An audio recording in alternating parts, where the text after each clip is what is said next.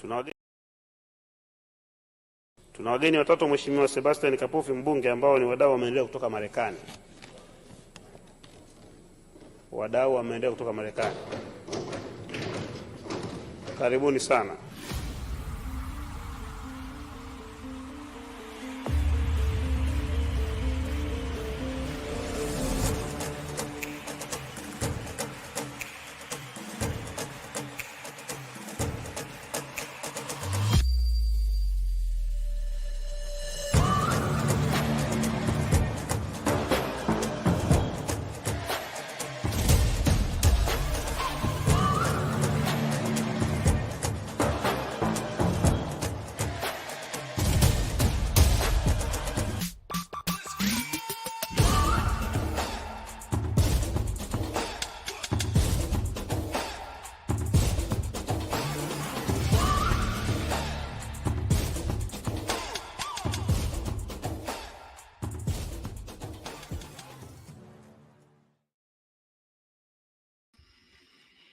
Well, shalom, salama, thiemi, shalom. Greetings to all my Israelite brothers and sisters from around the world, whether you are of the bloodline of Abraham, Isaac, and Jacob, the house of Israel, or you're a Gentile grafted into the house. I want to welcome you all this morning, courtesy of Quest to Unite Africa. Every Friday, we dedicate this Friday to discussions of Quest to Unite Africa, Q2UA.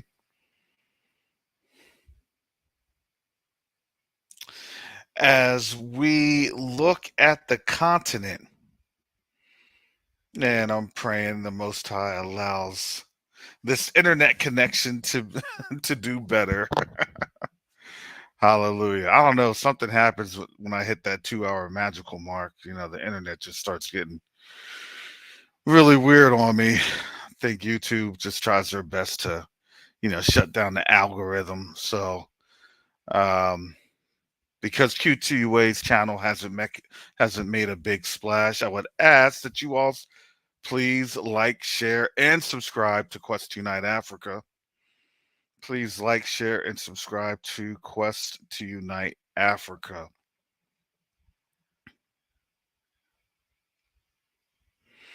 So there's a lot of things that's happening throughout the world. And believe it or not,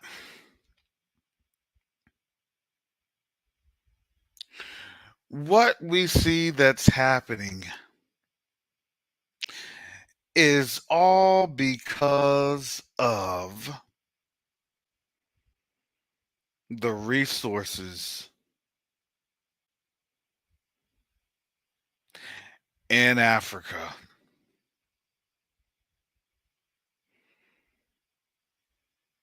That is what we're seeing. It is the resources in Africa. It's the control of the resources in Africa.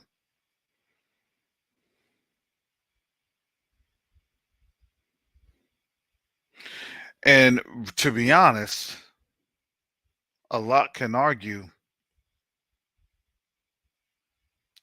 that it's the liberation of the continent from the colonial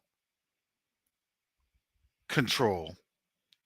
Now, in the same argument, I would also like to say, yes, there is now a neo-colonial, post-colonial colonization of sorts that it's trying to be done on the continent.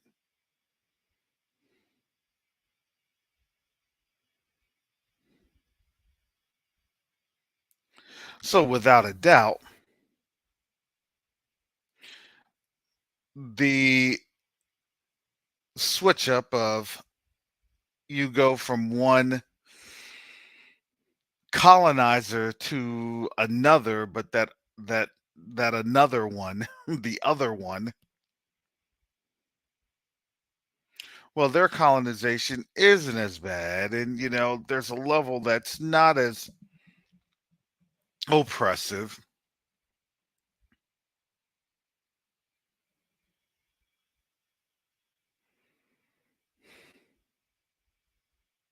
But that's usually how it all starts. It's not that bad. See, we're better.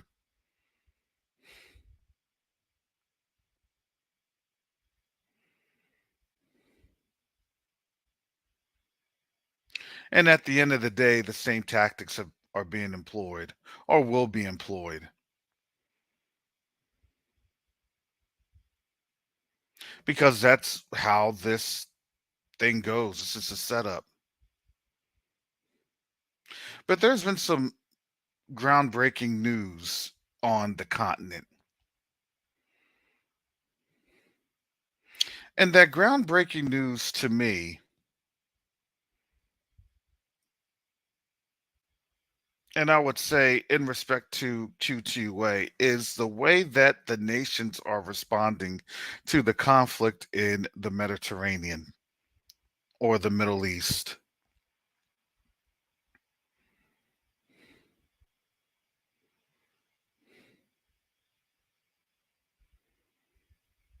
You now have a South Africa who's part of BRICS. It's the economic bloc composed of Brazil, Russia, India, China, and South Africa, as well as now adjacent BRICS Plus members and memberships that's included or will include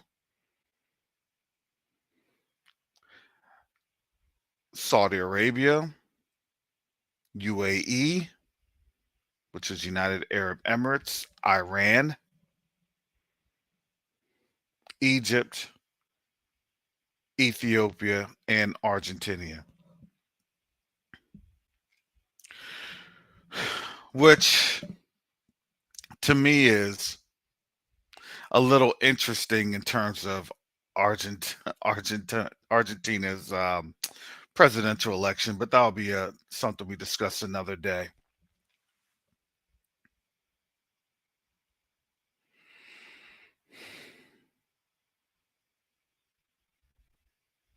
But one of the things that you are seeing and that we're seeing right now is the buildup of the BRICS economic bloc via regional control of different access points for major naval maritime thoroughfares.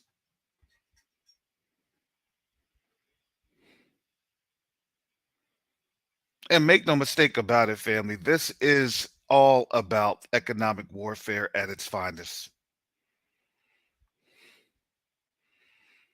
And now we're beginning to see what that economic warfare is going to start to look like for us that's in the diaspora. Now, think about this. They don't want to tell you this and how this relationship goes. As our money goes down, guess what's going to happen? Their money's going to go up. Economics 101. No, it's not oh well, we're going to die with the dollar. No, they're not.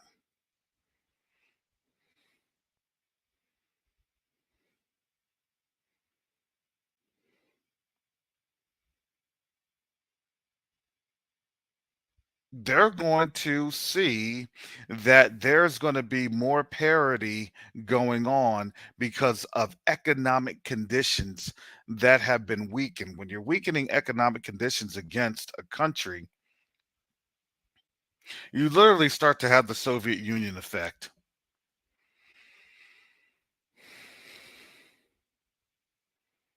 In the early 1980s,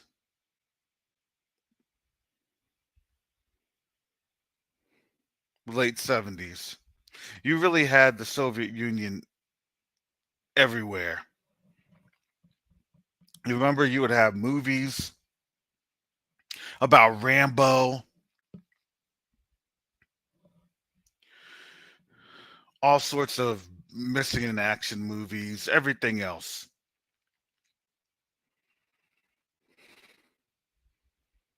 You're fighting the Soviets, you're fighting the communists, you're fighting. And remember, what that was doing was that the movies were creating a propaganda campaign that was being visible throughout the world because that's what Hollywood was doing. That was the propaganda arm. Guess what? If it was effective against us with Birth of a Nation and, having us portrayed as uncivilized, degenerate animals, especially for quote unquote African American males,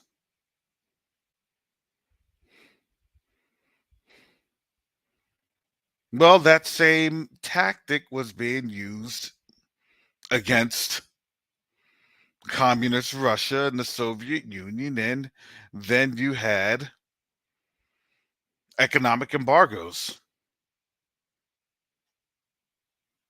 And that created the economic instability within the Soviet Union. That was the result of the Cold War. You can't keep anything together if you're running out of money. Fast forward 30, almost 40 years later, well, now that tactic is being utilized against the United States. You can't control or have as much control if you don't have as much money because that money is going to be wrapped up. And instead of wrapping up money into the actual economy to try to keep everything together,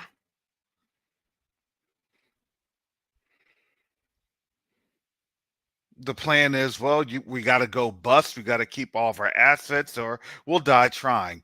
And that is where we're looking at today. And that is what is being witnessed in Africa, particularly in the region of the Sahel. The Sahel is very important because that is your region of Burkina Faso, your Chad, your Mali, your Niger, your Sudan, South Sudan, uh, all the way to really Eritrea is comprised of that. Um, Central African Republic is comprised, and then you start getting into the Delta countries of um, the Ivory Coast, Senegal, Nigeria, Ghana, Togo, the places that's there on the really affectionately the Ivory Coast, Ivorian Coast, Ebor Coast, Hebrew Coast, however you want to transliterate the coast of where we set sail to be cargoed and carried over to the western part of the world, the nations via the transatlantic slave trade. And these are a fact. Um, there's no YouTube censoring or algorithms. I know the algorithm will probably censor, say we were immigrants that we took a carnival cruise with iron bracelets because the iron bracelets were fashionable at that time, where we would have the Japanese style um, uh, living conditions, just a little bit more cramped on a boat,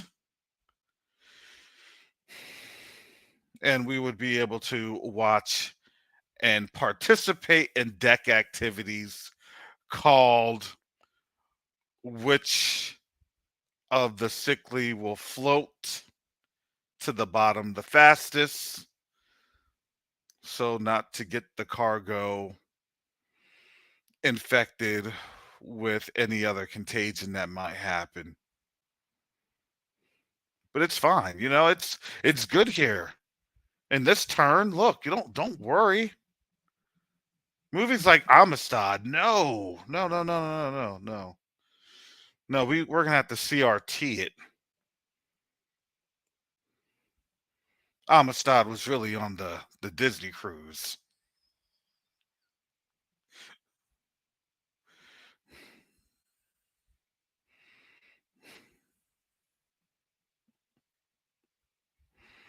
Because why? Because the truth isn't the truth anymore. Being real, being realistic isn't ideal anymore, because when you are a nation in decline, the other people see your decline, and guess what they're going to do? They're going to tell you you're in decline. You're a nation that's in decline. No, we're not. We're not in decline. We're never better. We're always this. We're always that. We're this. We're that. We're this. We're that. Do we get it? I think a lot of us do. But a lot of them will say, no, that's never the case.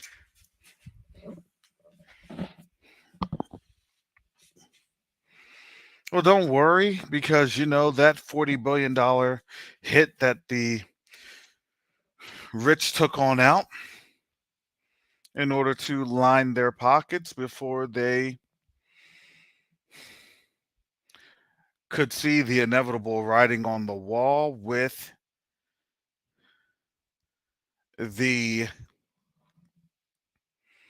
other nations getting their money out of the treasury, out of the T bills, and now they got to make a new T bill with higher rates and all sorts of, will you believe what I am selling?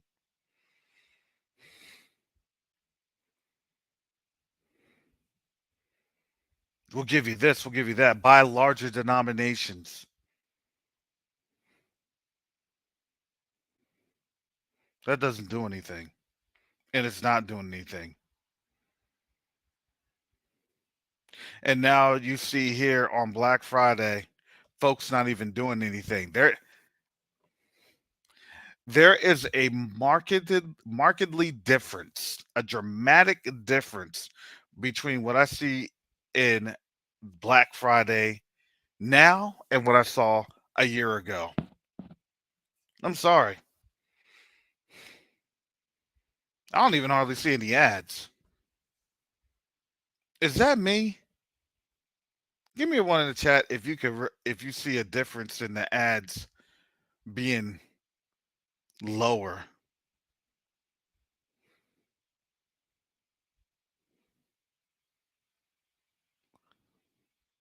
Or like a reduction of the ads.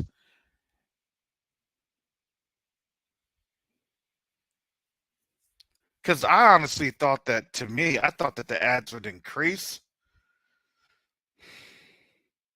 But there's really not even any sales.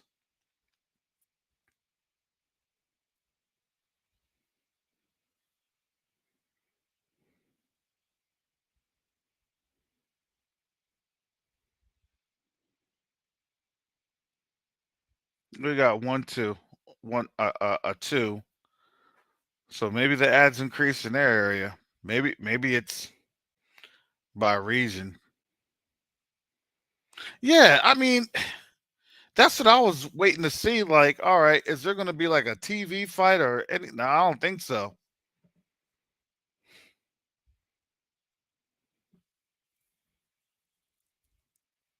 Nah, it didn't go straight to Christmas or to Christmas. Well, it did go straight to Christmas. It went from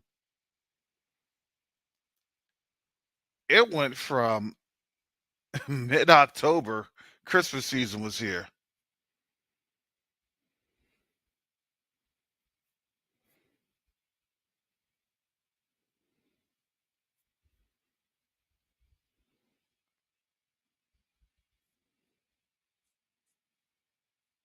Yeah, but even with the online sales, I'm not seeing as much of it as there was last year. There is a dramatic slowdown.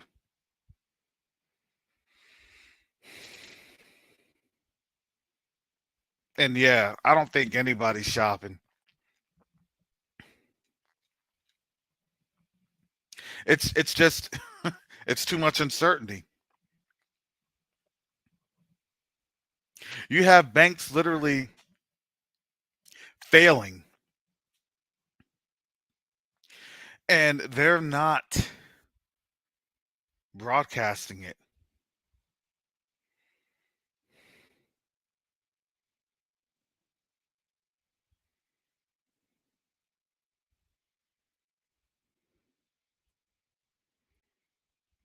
And yeah, I've noticed that too, Sister Corinne. Places are being boarded up. Or you'll see a coming soon.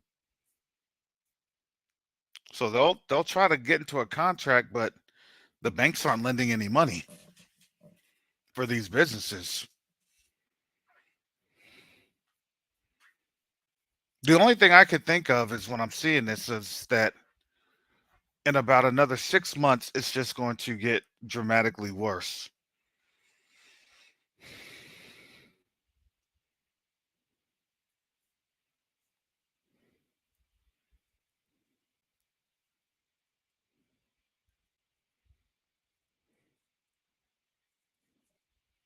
Because then after this Christmas season, right, they're going to say, hey, sorry, our sales did not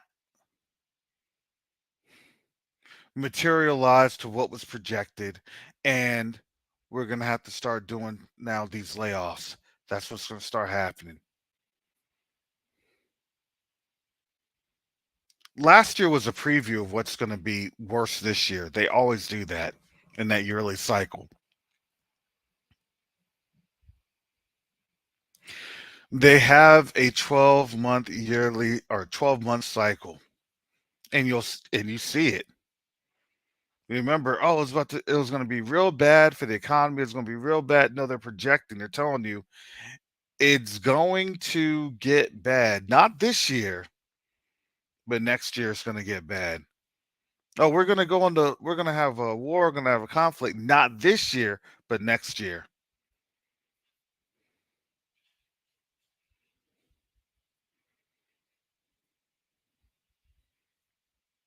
And you can see that at the end of this cycle, you're starting to see that these nations that saw, especially on the continent, that saw the fall of these traditional colonial powers, they're now seeing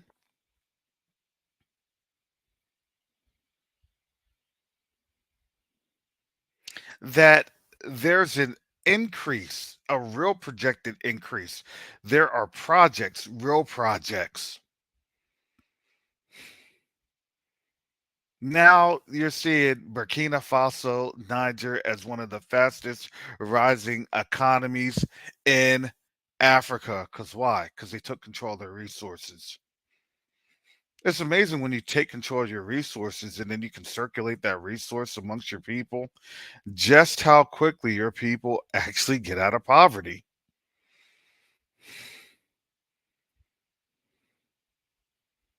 The model of the West.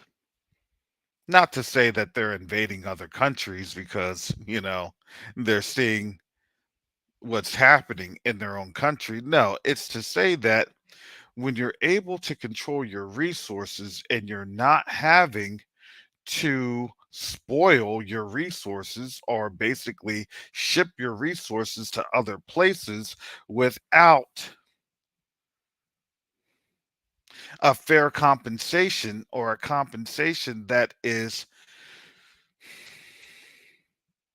that has equitable standards. Hey, it takes me this amount to get this, so I'm having you pay for this because that is your production cost. 80 cents a kilogram, vice $2,200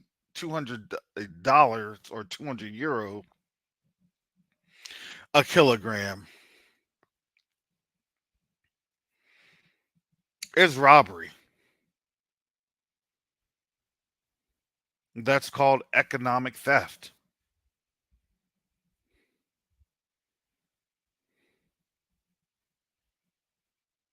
In America, we call that's a crime that's actually called racketeering.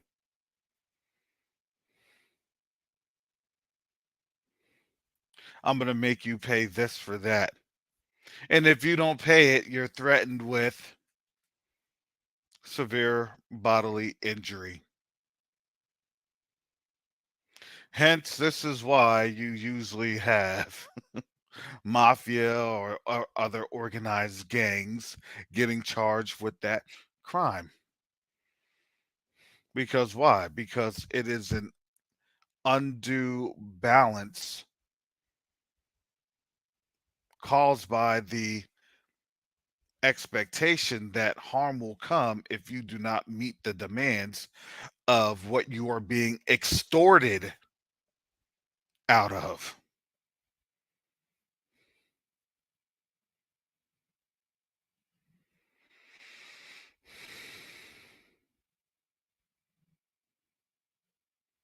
Now that extortion is being recognized because when you have somebody step up to the extortion, then guess what?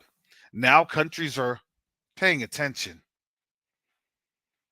If you thought that 2023 was going to be interesting with nations being overthrown, just wait till 2024 rolls around. And that is something that Europe and the West, they're loathing to see that day.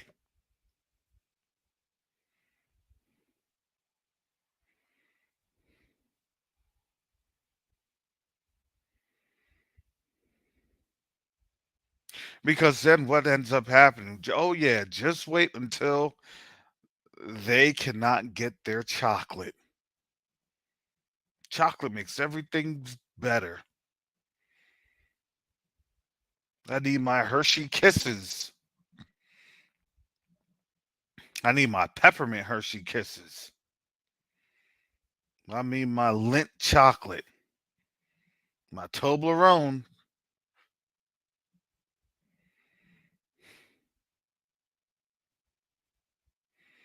Wait a second, I can't get my Swiss and Belgian chocolate, but it's made by the Swiss and the Belgian. Don't they have cocoa trees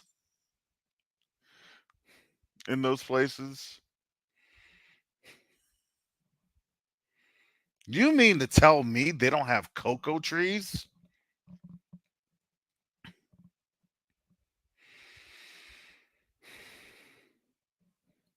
It's appalling. How can they say that they then make the chocolate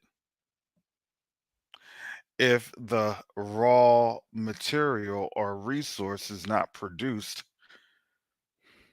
organically in that country?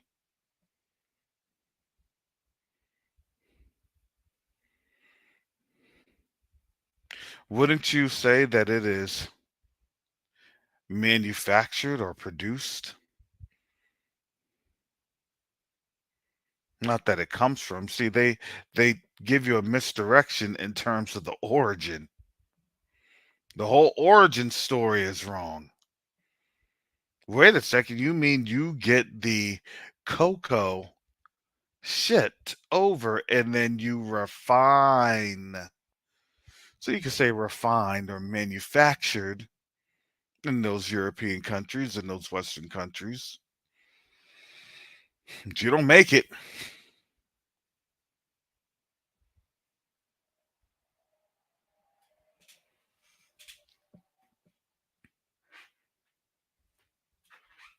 And now The end is really coming for Europe because Africa's controlling its resources, and now these other nations are questioning, is it really worth selling our people out?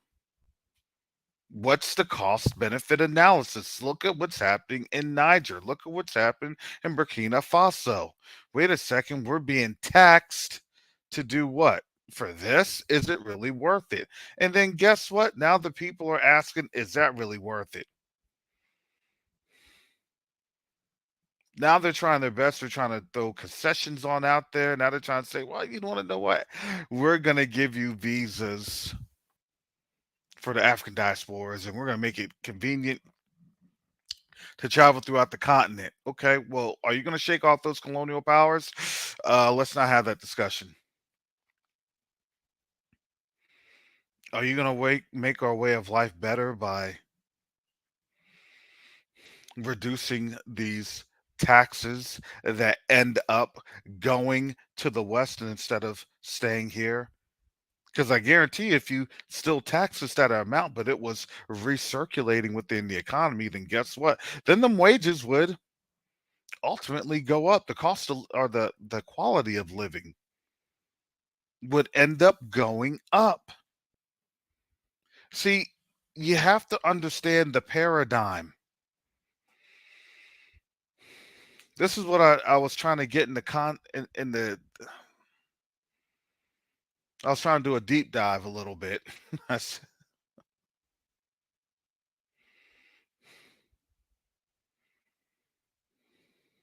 Forgive me for my economic ramblings.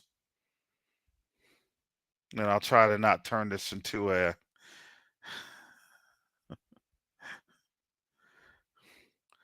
a a, a consortium of academia. Let me go ahead and let me get my peer-reviewed scholarly journals, and let's take some quotes from here, and let's take some paraphrasings from there, and let me give you the resources. Let me give you the whole bunch of footnotes. But in those footnotes, you're going to notice that South Africa is really spearheading a lot of this discussion because that is the influence of BRICS: Brazil, Russia, India, China, South Africa.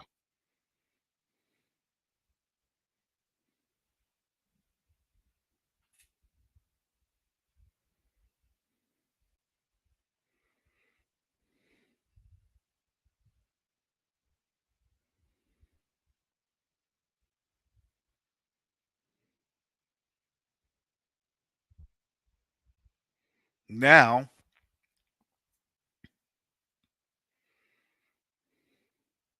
when you see South Africa rising to the occasion and they're saying, listen, we got to get these colonial powers out of here. Step one,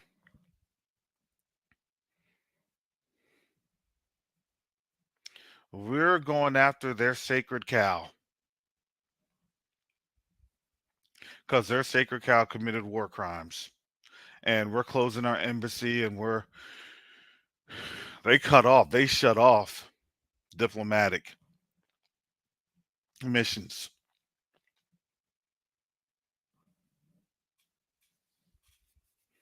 You know what that does? That literally tells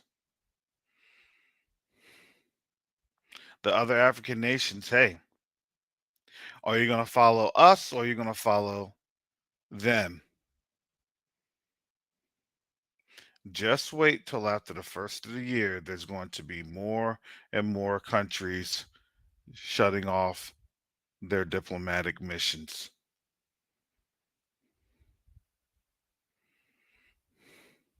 Just wait. Because you had to understand how big of a deal that was.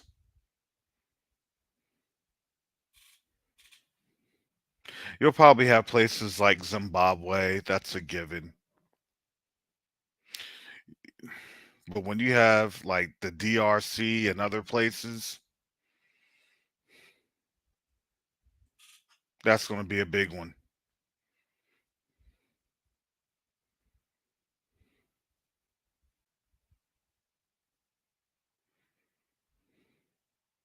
Because you have to understand that's not really a slap in the face to the folks over there in the Eastern Med. That's a slap in the face to the West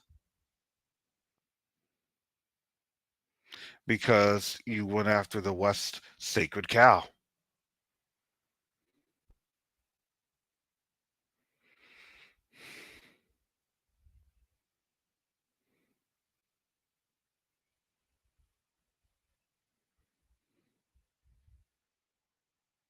And now, what does that mean?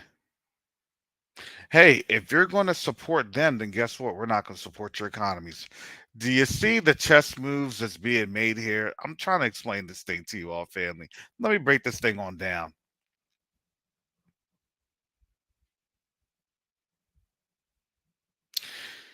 You're either going to side with genocide and ride that thing all the way to your destruction, or you're going to start jumping off that train.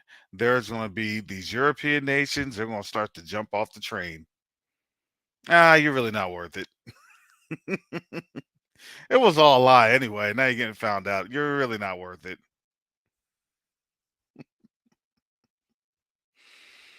You already know that you're a European cousin, so we need that African resource, so we're not going to keep this European lie up. You ain't worth it.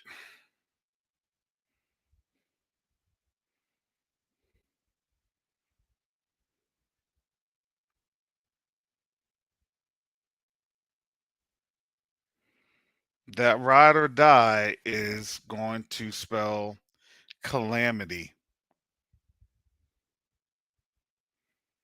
And now the nations that see that and that recognize it, I'm telling you, this thing is going to look really, really dramatic because I always look at it like this. There is a level of coordination that is very and highly, highly sophisticated.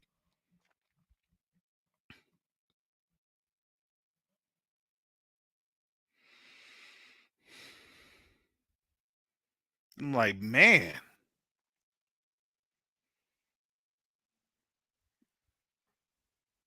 did their AI algorithm tell them all this?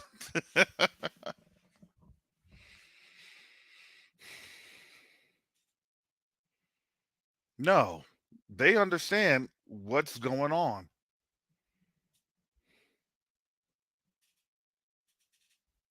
Go ahead, get drug in the war, get beat up. When you get beat up, guess what? You're gonna get mad, and when you're gonna get mad, you ain't gonna have no resources. And when you don't have any resources, guess what? Your people are gonna overthrow you, and when they overthrow you, they're gonna be on their hands and knees crawling,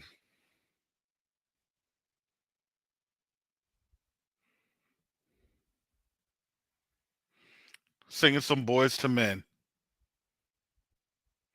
I'm down on bended knee. Do. Africa continent, come back to me. I need those resources, please. Dun dun dun dun. I can't imagine not having my chocolate. I need it so early in the morning. Oh.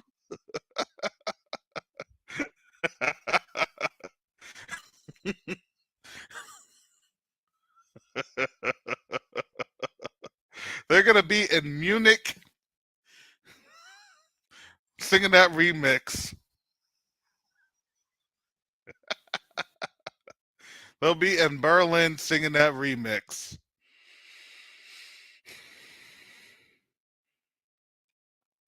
Please let us know what we need to do. We're sorry.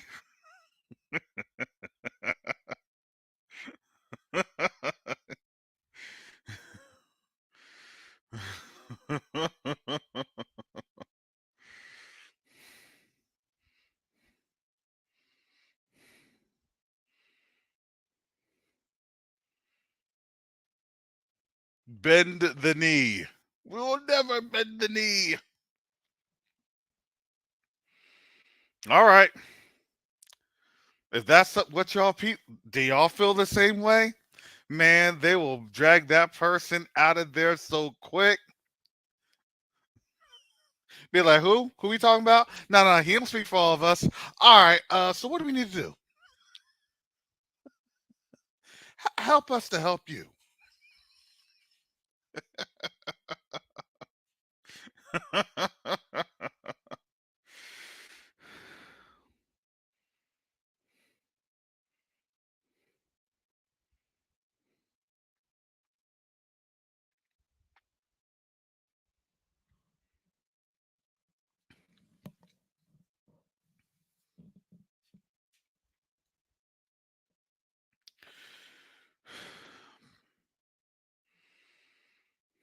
See, it's funny now because wow, can we not see all this happening? Can we not articulate?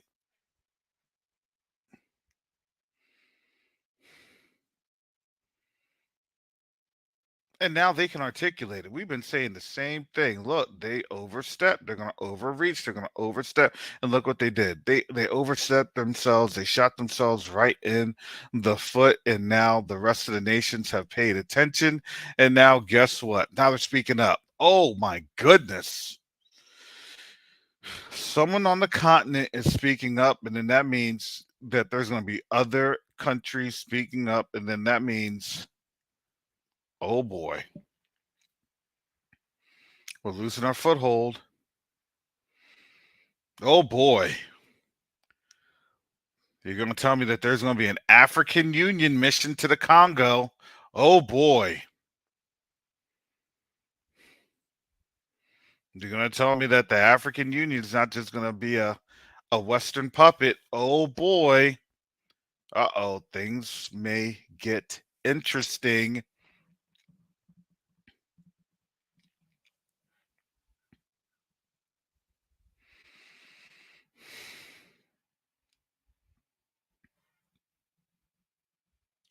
Because now folks are saying, wow, is this really how they see us? That's what they're looking at on the continent. Is this how the West looks at us?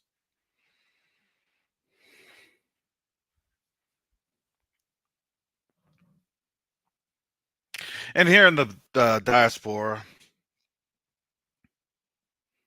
we're telling our brothers and sisters on the continent, yes, yes, that's exactly how they look at you all. Sorry to burst your bubble because they gave them that nice little bubble.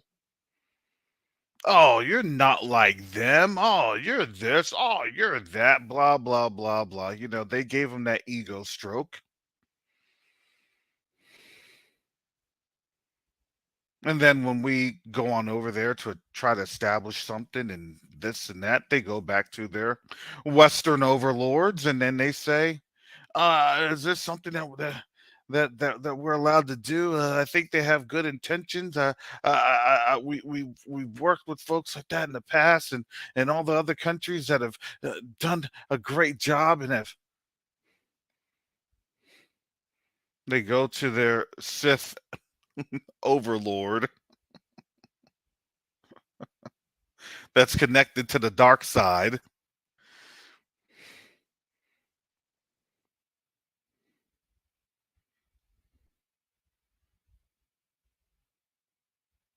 But if I don't work with them now, do you hear the people?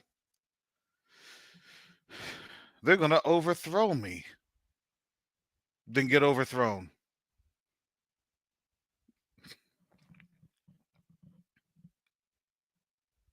Oh yes, family, it is that crucial.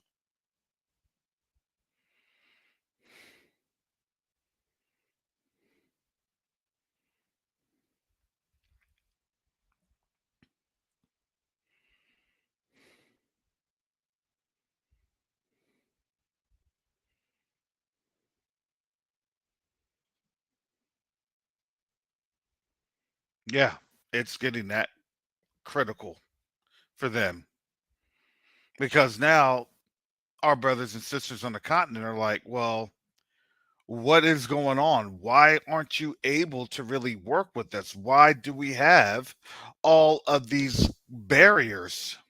Who is in control of these barriers? That's the question that we've always asked. Who's in control of these barriers? Why are these barriers here? Oh, I'm sorry, it's one of those things. No, it is a thing that we need to go and figure this on out. Because it just doesn't stop with us.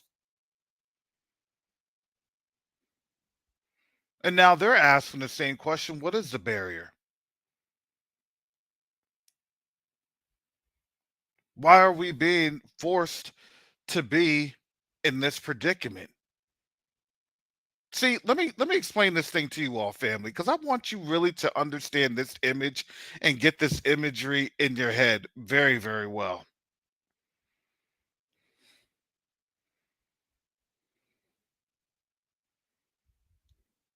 When you see our brothers and sisters on the continent dancing around in the mud huts, making TikTok videos and other YouTube shorts, do you know that usually about 5 miles away, the Indians and the Arabs and the Chinese, their communities look dramatically different?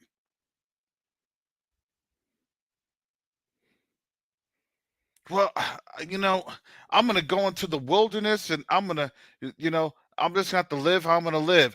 Okay. And then you're going to be looking at those Indians and those Arabs and those Chinese. You're going to be like, wait a second. Oh, they weren't showing us how they were living. Wait, they got homes like this. They got plumbing. They got sewage.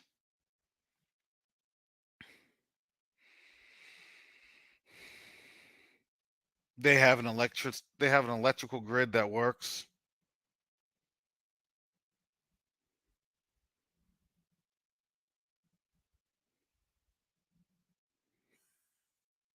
You didn't understand how the word says that we Judah and Ephraim were what? Oppressed together.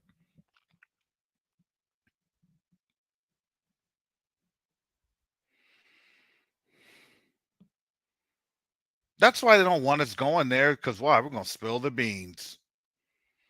And yeah, I'm gonna spill it.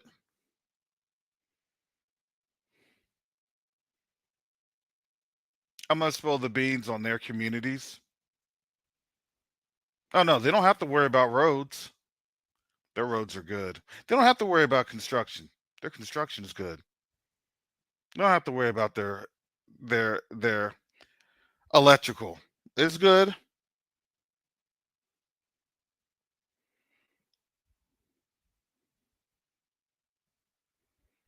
Power outages, no problem. That don't happen here.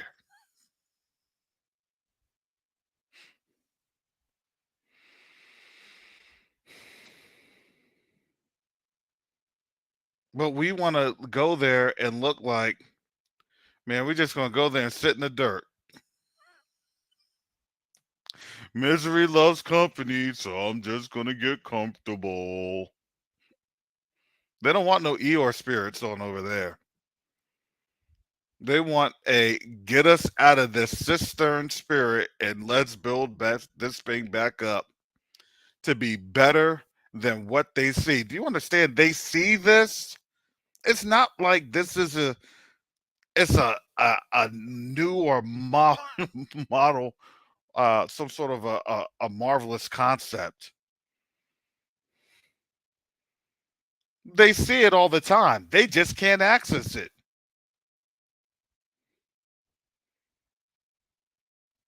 They know what right looks like. They just don't have access to it.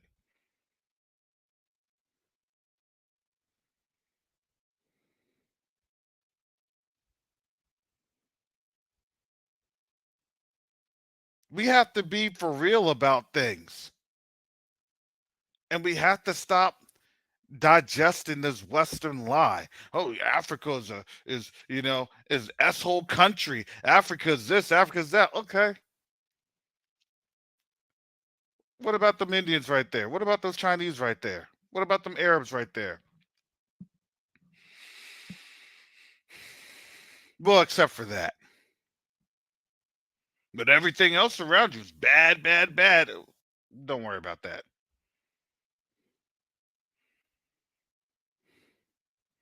Well, why can't they build like that? Because we tell them not to.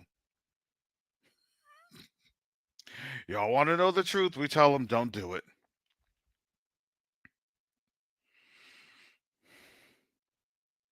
Oh, and if you have officials that want to help their people, we tell them it's not a good idea.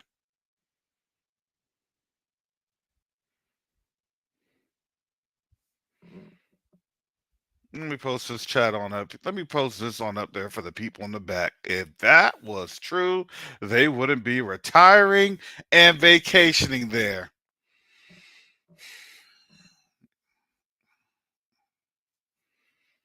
Hmm.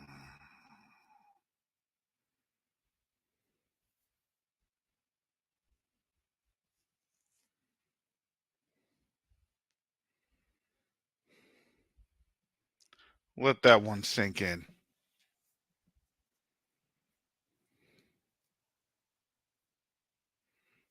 You know, dysfunction and chaos is how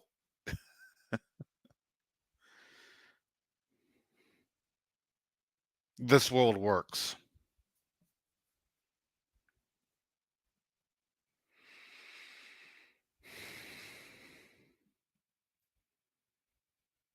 The more that they can cause a dysfunction and chaos, the more that they can just go on in there and set up shop. We've known that now. Gentrification.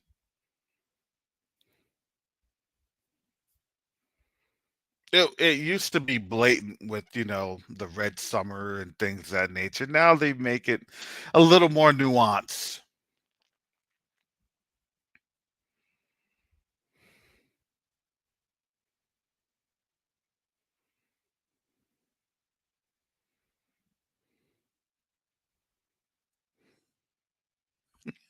Yeah, they do.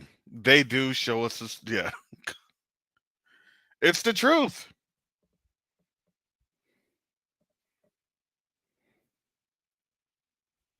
Yes, you can live.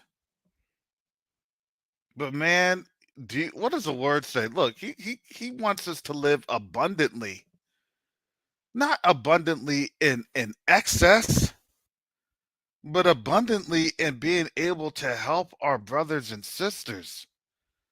What good is helping yourself if you can't help others? Well, I don't want to help you, so I'm just going to keep you down.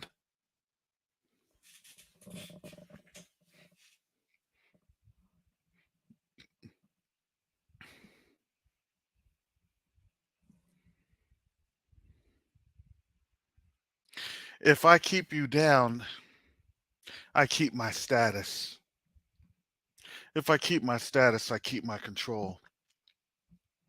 If I keep my control, I keep my power. That's the Western mindset.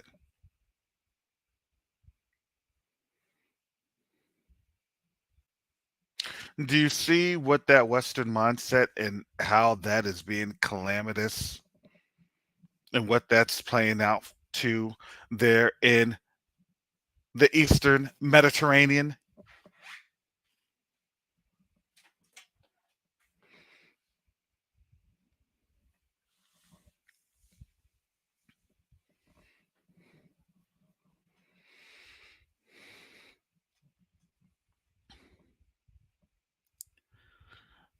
It's funny because we would say, Hosea 4 and 6, my people are destroyed for a lack of knowledge. But what happens when you have the knowledge? You actually have to act on the knowledge. You have to do, right? Let not your hands be slack, Judah. Deuteronomy 33 and 7.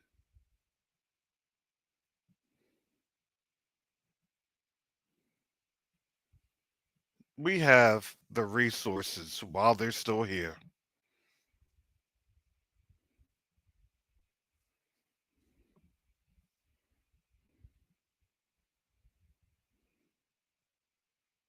We need to help our brothers and sisters, and that's establishing vital trade and commerce. You know how many projects that we get at Quest Unite Africa for different things.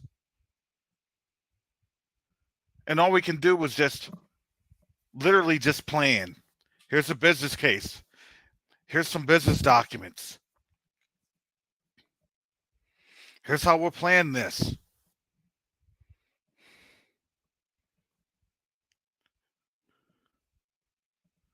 Every single one of our board member literally carries at least about a dozen to a dozen and a half projects and no way to execute.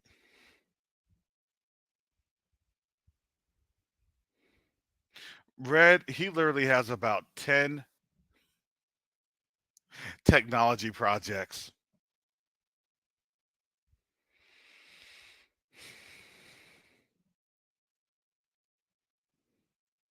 Mike, I think, has about 20 under his belt.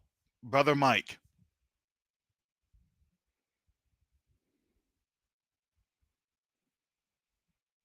The Reeves alone, they're carrying about 35 together.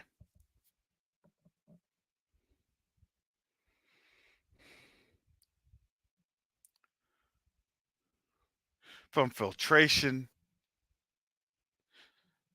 to farming to technology innovations, infrastructure rehabilitation, focusing on tech.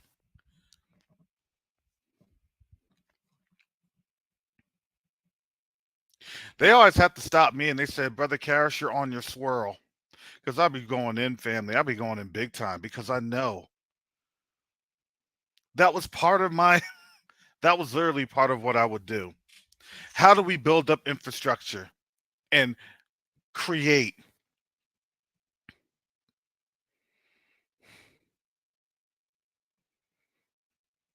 economy post war, post destruction? That's what I would do.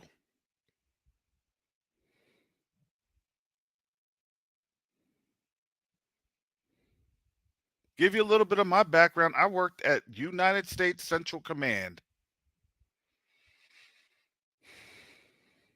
from 2011 to 2015.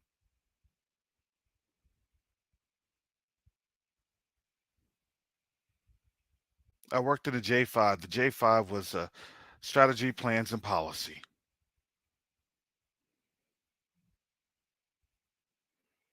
Part of the strategy, plans, and policy was rehabilitation.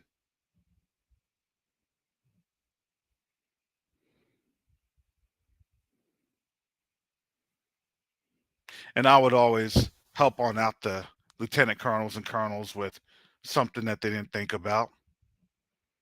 Yeah, think about this, think about that. Oh, that's great. From there, you actually have con plans, conditions plans. Hey, we do this plan with this condition, with this organization. Those organizations would be other NGOs. That's how that works. That's why when those NGOs get a government contract to rebuild, that's why if you don't have the oversight, you have that what? That $1 billion gas station that never worked in Afghanistan.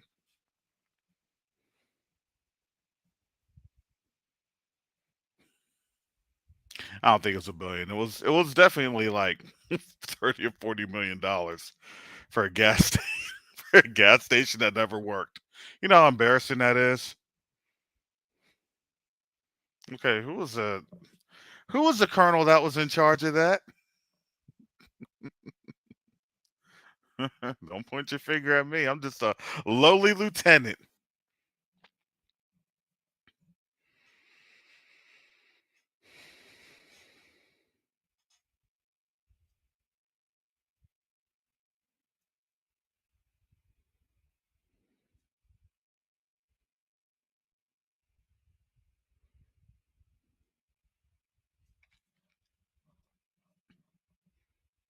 I would always attend their seminars through USAID. I had my little certificate because I think I attended that thing like a couple times. I was always fascinated with it. I didn't know I was fascinated with it. You ever know like there's something that would like I would always do kind of the mundrome, administrative stuff, here's this, here's that, blah blah. And they'll say, "Hey," at that time, "Hey, Lieutenant Copeland, we need you to do this. We don't have enough people and they're requesting somebody to go to this class." I'm like, "Hey, sure, I'd love to."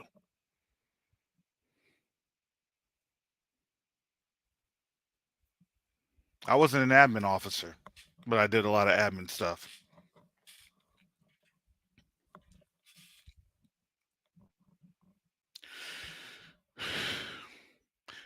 As an officer, it's an inherent thing to do admin, logistics, finance, and even IT. But I was an analyst. That's what I went to school for. I was an analyst.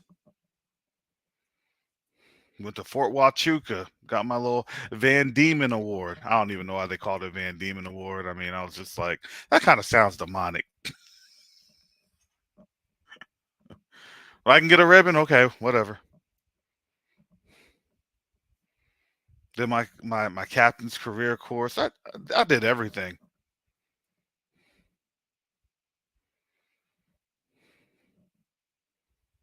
I asked him, I was like, "Can I do uh, command and staff? Can I get a waiver? If I can get a waiver, who can?" I haven't put in a waiver. I got a I got a 2-star to sign off. Look, man, APFT is good.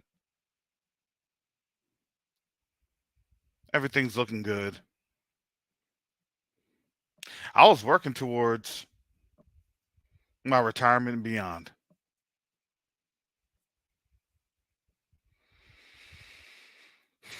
Had it not been for the Most High who brought me up on out of there.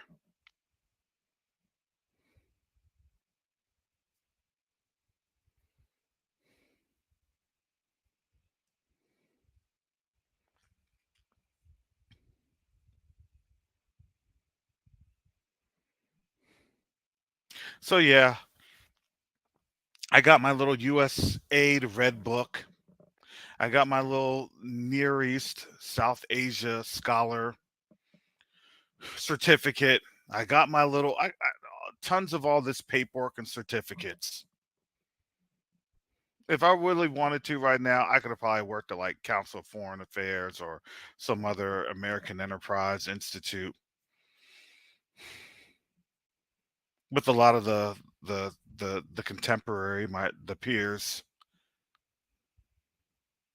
that I was with. Matter of fact, I could probably send an email right now. They'd be like, "Oh," and I'd say, "Yeah, my hands was in this, and this."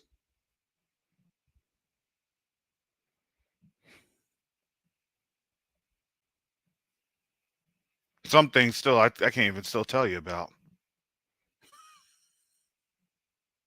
and I see it.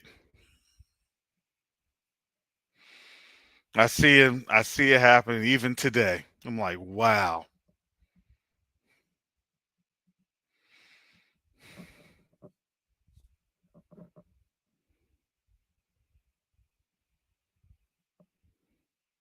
That's why I'm always careful with my words, family. That's why I'm always choosy, and that's why I always take pauses. It's not because I'm a great oratorical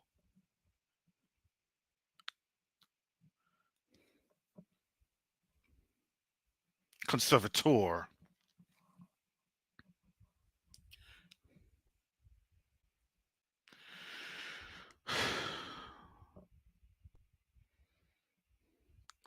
of lingual etymology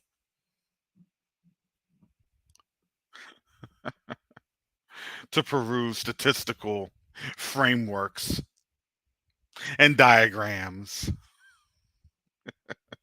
No, I say that because I got to make sure that my mouth doesn't say anything that I could potentially get in trouble for. I don't care about YouTube strikes or YouTube violations.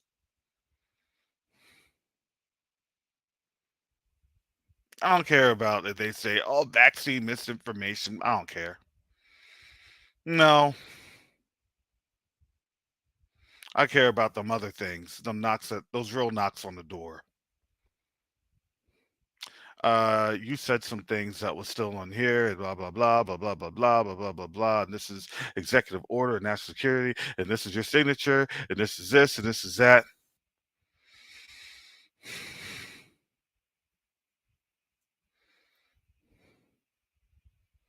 Even with Quest 2 Not Africa, technically speaking, just by its very nature, that's a threat to national security.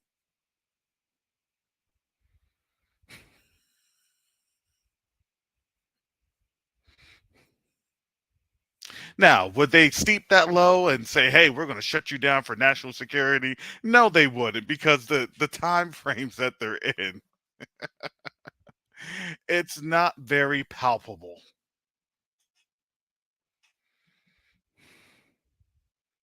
There you go. Proves our point. There you go.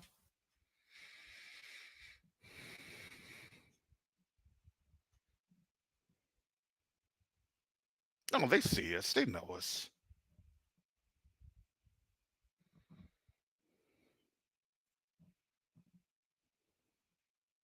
I listen to these, military reports and military summaries, and I kind of laugh because I'm like, yeah, they're about 80 to 85% accurate.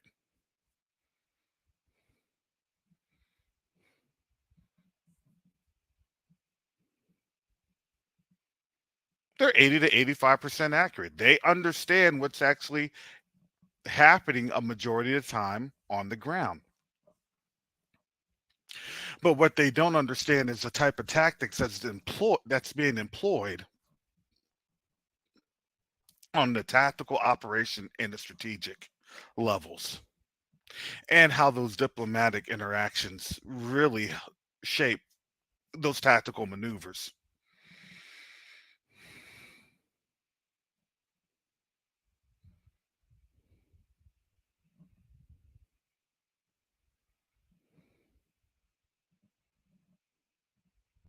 I used to have to do those papers. I used to have to do those summaries, those reports. And then I'd have to give my assessment, and those assessments would, that's when it would be the top secret. Oops. Here comes the algorithm.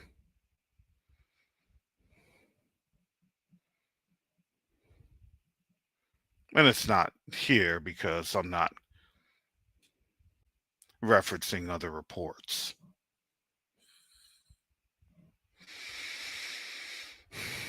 Back in my time as an FDO, as an intelligence oversight officer. Oh my goodness.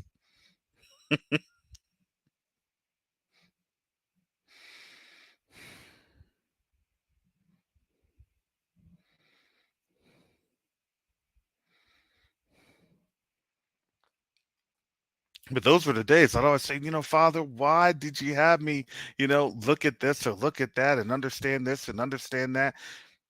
That's what I was doing.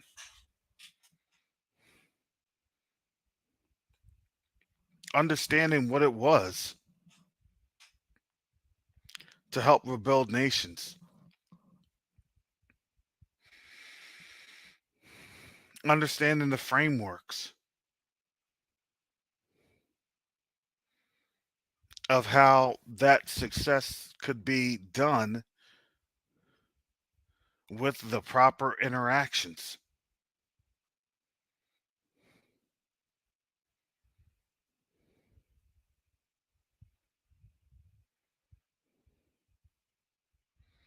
Don't worry, family. If I go missing next week, just pray for me. Hallelujah. Pray for me. Pray for Brother Karras.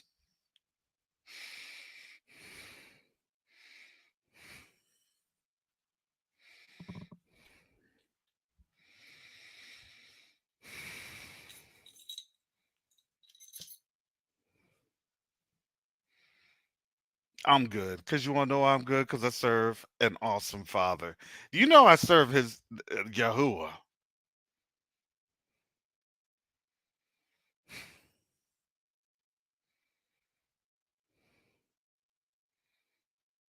So when I come here and I say, hey, family, we need your help.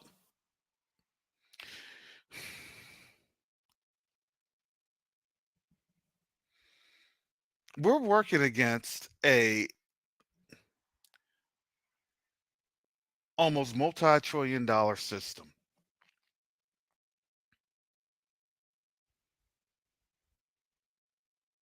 See, the funny thing is that you have to understand they have the money, but they ain't got no influence. Let me tell you something about how this thing really works. Behind the scenes, there are multiple Karrases that work for the United States government to try to provide that influence that they don't have.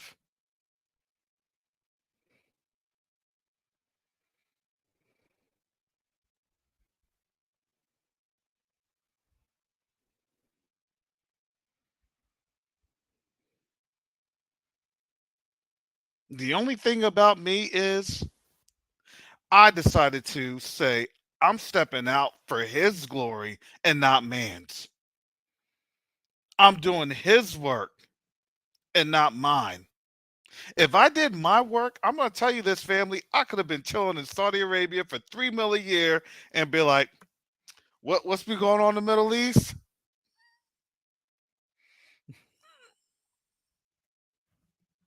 What's going on with this awakening? Alhamdulillah. That's oh my good. All right, here we go. All right, before I bring you on here in the private chat, you good? You okay? You good with this? I'm bringing up a special guest. I'm trying to make sure in the special guest in the chat, if she's good, give me a one or give me a one for good or two for no. Because you know when I bring you on up, your cover's blown. Your cover. All right, here we go. The Karis. Kitty. All right, you're on. You're on. Why don't you go ahead and introduce yourself? Are you able to hear me? Yeah, we all hear you. Oh, okay. Because I it was a whole time trying to get on here. Good morning, greetings, family. I am Shar, and I love working in the background to make sure that Quest to Unite Africa is doing what it's supposed to do under the law. So, She keeps I us out of jail. because we don't have time for that. So it is such an honor to serve and support the community from the standpoint of making sure that we're looking out for those landmines that can so easily beset us, and making sure that we're operating in excellence, especially since we all know that when it comes to things that are being done out of our community, they tend to be more closely scrutinized. So Mhm. we're just making sure all of our I's are dotted and our T's are crossed. So, good So, morning. good morning. So, Sister Shard, this is a rare occasion. I may have been bringing up my past too much. So, this is why Sister Shard, she probably came up in here and was like, Brother Kara, shut up. Brother, if Brother Kara stood, if you don't hear from me, tell my mama I love her. Mama, I love you. DTG, hold it down.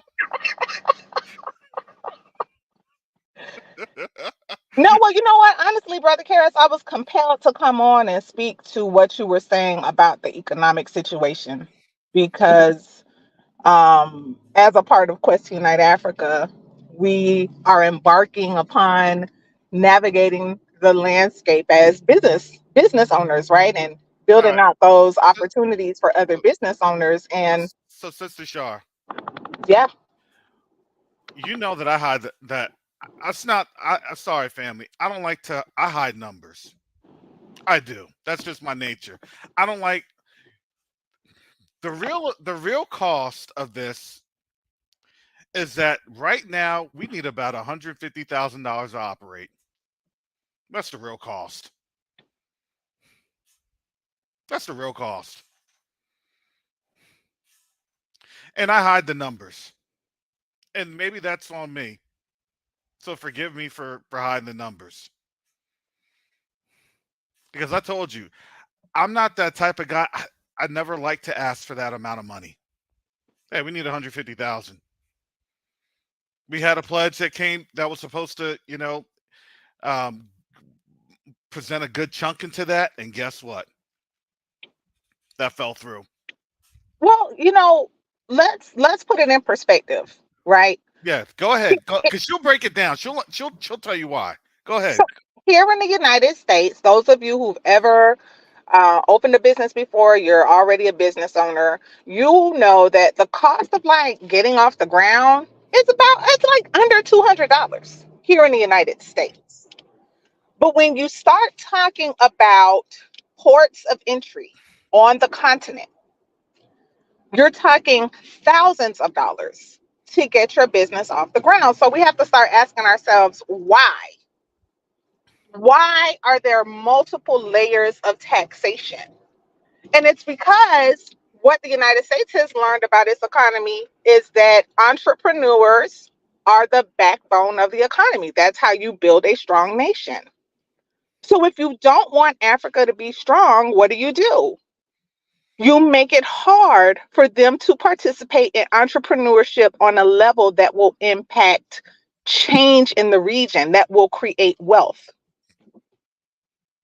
And so what we understand or what we know about business startup in the United States, it is the complete opposite on the continent because it has been systematically underdeveloped and entrepreneurship has been systematically discouraged because it's cost prohibitive.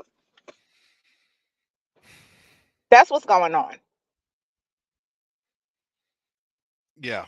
So there was a bigger effort to this.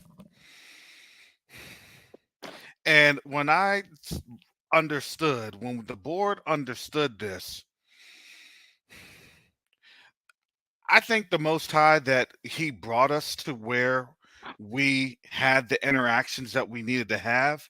But you have to understand, for them on the continent to have those type of interactions, it literally takes hundreds of thousands of dollars to even be in the same room with these folks. To get to It's where we it were is just at in Dar es Salaam, to get to the actual capital, to go in and be introduced. Do you realize the folks that generally do that and get to that area, they're coming and shelling out of their pockets millions of dollars because these are the Chinese, the Arabs, and the Indians that's doing it. yes, and let me share what I heard from another African nation, from some of our family that's over on the southwest. they they are walking into barriers and delays for their business setup and for their immigration because the nation had to change the rules and make them more stringent because the Chinese were manipulating the rules. They were Mm, coming in and amongst themselves moving the same $5,000 between multiple people to to manipulate the banking rules so that they were not investing in the country. They were not paying the taxes. They were playing games. hmm And when the nation found out, they had to tighten up business setup and immigration rules, which now impacts our family that are making moves there to set up their businesses and to immigrate through their businesses. This is what we're up against. The issues that we're seeing with land ownership or land purchase restrictions is because of how other nations have come in and manipulated the game. They've played games. No one wants to pay taxes. So if you don't want to pay taxes, you find a way around the taxes. And once the nation finds out that you're not paying the taxes, they tighten up the rules. and they leave loopholes, and the people who are creating the rules create the loopholes that they continue to manipulate, and it's all set up against the people of the land, our brothers and sisters who were born and live on the continent. Yeah, yeah. So no coincidence what's happening to China now. No, there's not. That's why they're going through what they're going through now. Yeah, it's judgment all around them. UAE, Saudi Arabia is judgment because why? Because that's the economic repression that they've been doing, and now they're doing what? Now they're getting felt. Now that meteorological judgment is being felt on them. But yeah, but that's really the that's really the cost. If we had about 150,000 in our hand right now, guess what? Things we would have so many projects up and going. We would have, I would say right now, we would have about 30 projects up and going. That would at least be, I wouldn't say fully funded, but at least that we would have 80%. And then when those operations go through at the by at least the time that we're doing our execution, we would be able to turn a profit that sustains operations.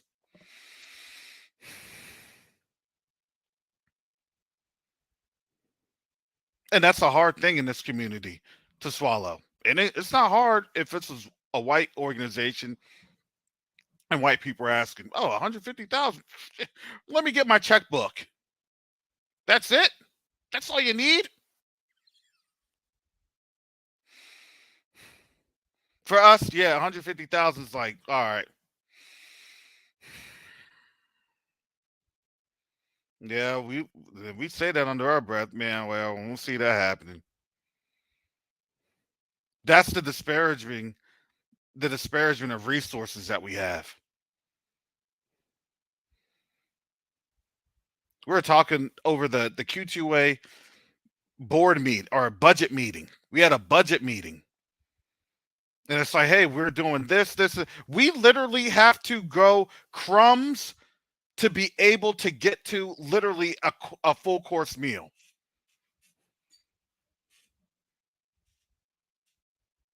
If you want to know the truth, we're operating on crumbs. But I have to thank the Most High that we're operating on crumbs. Because we're doing more with the crumbs than we have with the full course meal.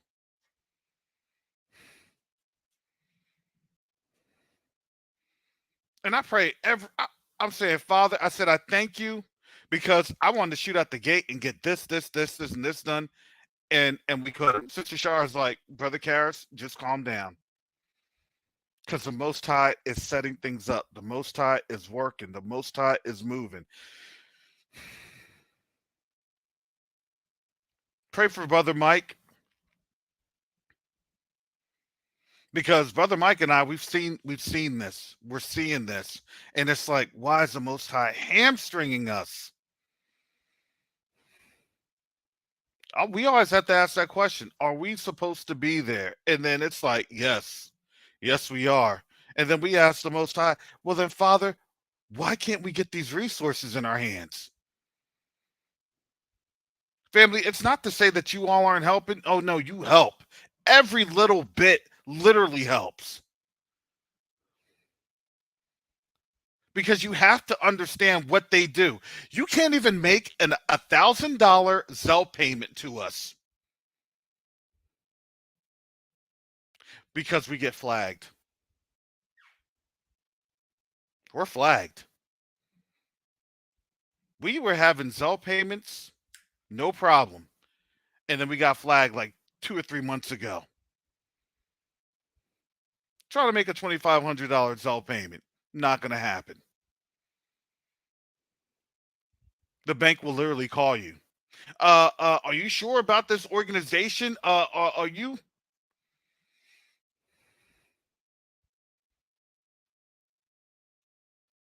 That's what Sister Shar is dealing with in the background. Legal compliance.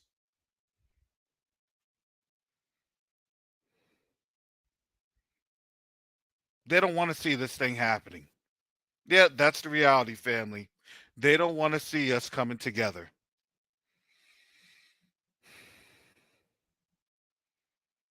So every Friday, I come on out here. We try to keep the show nice and light. I try not to beg too much, but I have to beg. And it is. It is. I'm not going to lie to anybody. I have to beg. Why? Because we're in the biggest physical fight and spiritual fight ever. So may I respectfully disagree with you? She always disagrees. She's like, "No, we're not begging. Go ahead, sister. Go All ahead." right. So we are stepping back into our identity as Judah. And Judah doesn't beg. Judah calls for the resources of the nation to build to the glory of the Most High. This isn't begging. This is what we are supposed to do as a people. We call ourselves a nation. Well, guess what a nation does? A nation supports one another. So when Judah calls for the resources and Judah puts a vision for those resources to go to use, then Judah answers as a nation because that's who we are. You're not begging. And for everyone who has responded to the call, you have been moving as a nation. We're doing what people do when they are brothers and sisters. We see about our people. But yes, to your point about this being a historical time, a pivotal time, I will agree to that. I only disagree to the extent that you are not begging, brother. Well, I appreciate it. I appreciate it.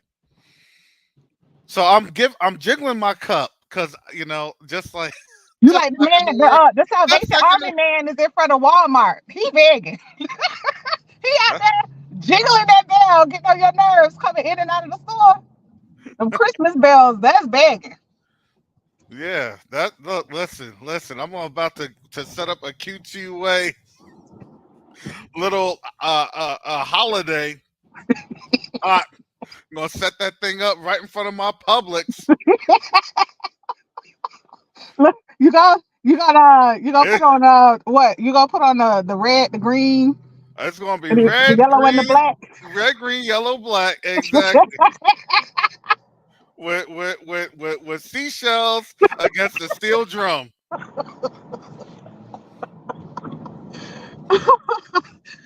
Oh goodness. 'Tis the season. But Yep, you can't use the bell, brother Karras. You gotta use some drums. that's what I'm saying. It was gonna be seashells, seashells. I'm just gonna be slapping them against the steel drum. Ba-bang, ba-bang, ba-bang, ba-bang. Asante sana, asante sana. Oh goodness.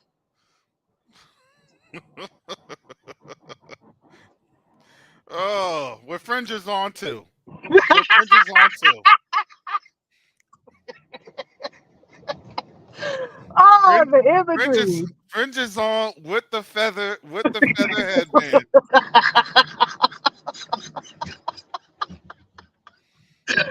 I can't deal Quest, with the Questy, Night Africa.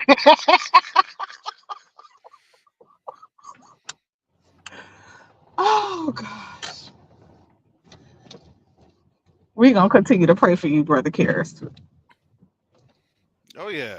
No, and that's and so yeah, Sister Shar is absolutely right. That's why look, and she had to put that in my head because I was really always like down and out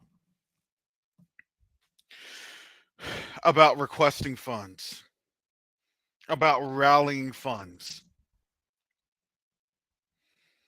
Because for those that have been on the Covenant Awakenings platform, even when I was fully had all my PayPal and all that other stuff on in there, Patreon, I was really not that one to, oh, hey, please support, please get, no.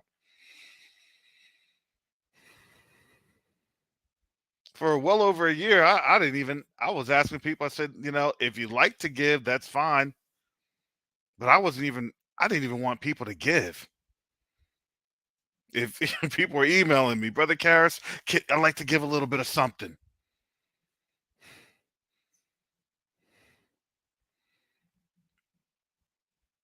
And now I'm asking folks, family, if you don't understand that the time is now, then I don't know if you're ever going to get it. And that's not up to me.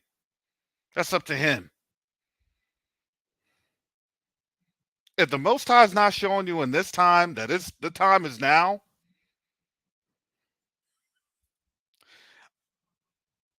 then that's between you and the Most High. That's all I'm trying to say. That's it.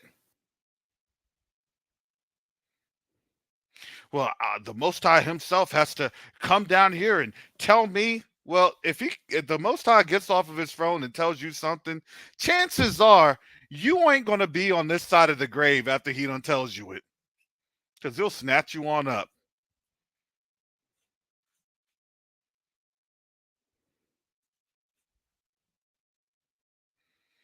But you can leave your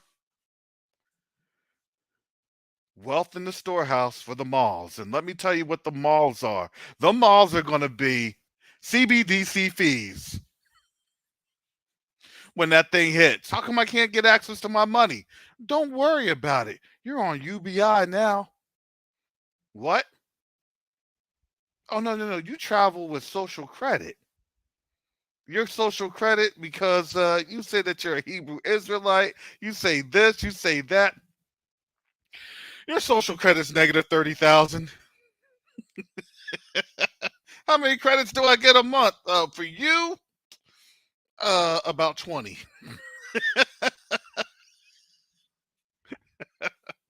We're gonna start off in social credit debt.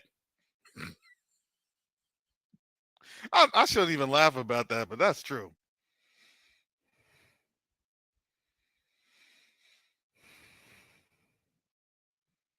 So yes, that is the need, family. That covers a good majority of our projects. That gets things literally up and running. So if there's someone that's in the sound of my voice and the Most High tells them to give something substantial, appreciate it.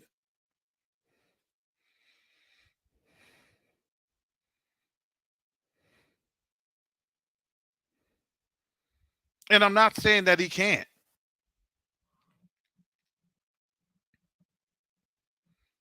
Because he always does.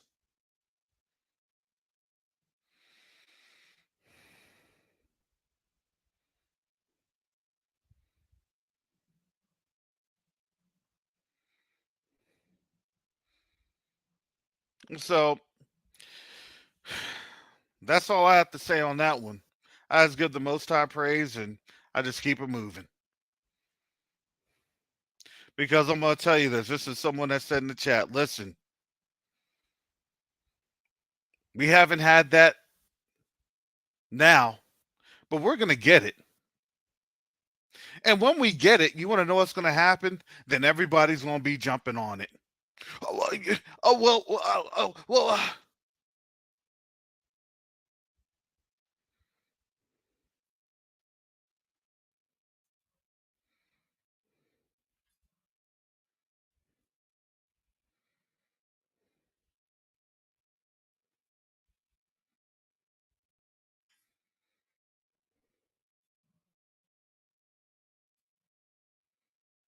Well, that's good. Okay, well, James Nolan, that's why I said, let the Most High tell you.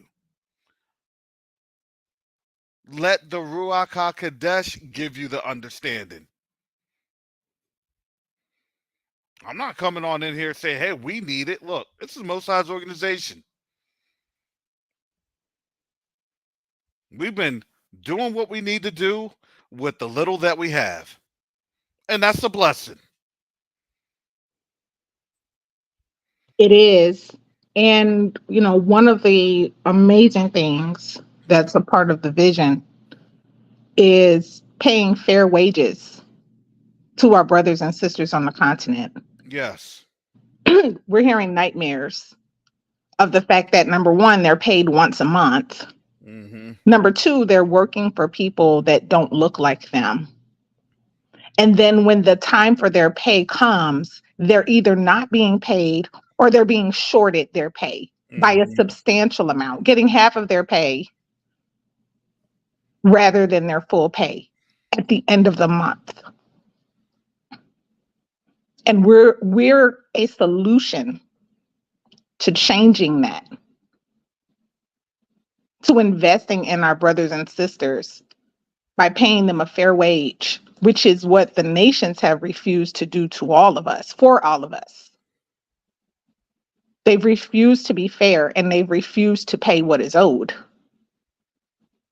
And we're going to set the standard by doing business the right way.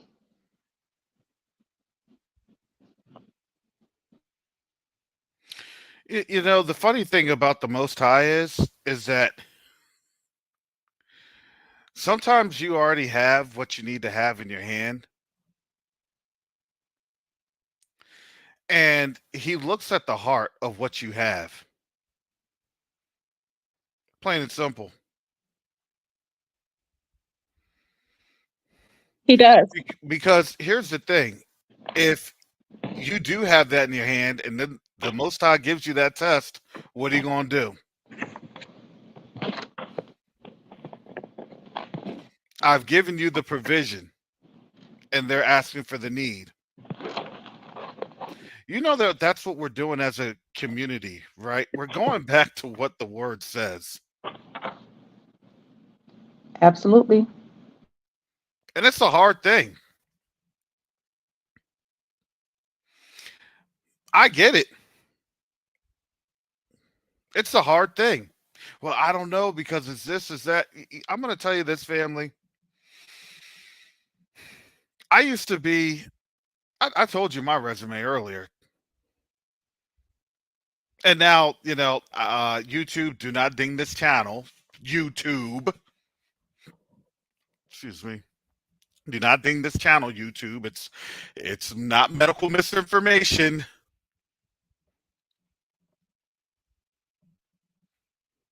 Now the Army's coming back and they're saying, hey, for those that did not get the vaccine and had left, we want you back.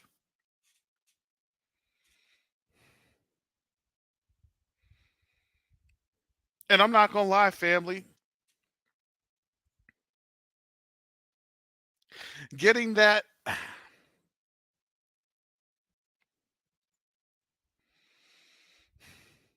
that's $6,000 a month, or excuse me, not a month. It was $6,000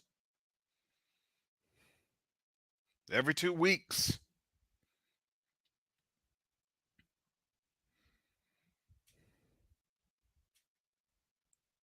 It was nice. It was comfortable.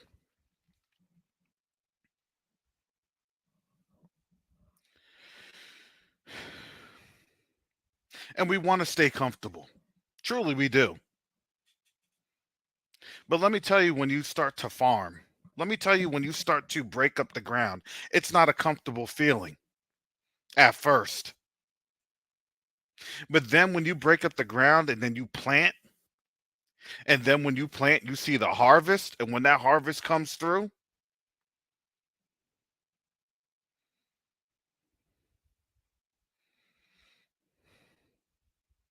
you understand the toil that it took. You reflect back on and being uncomfortable. Babylon wants you to be comfortable to the day that Babylon expires. Don't believe me? That's why we just read Jasher this week. Nobody's going to tell you, hey, it's time for this, it's time for that, better watch out for that. Nobody's going to tell you that.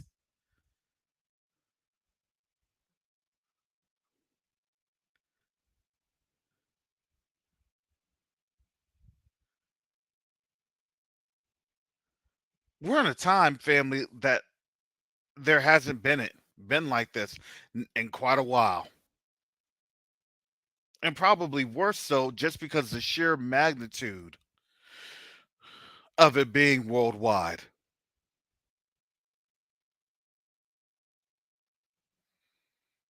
What are you going to reap in?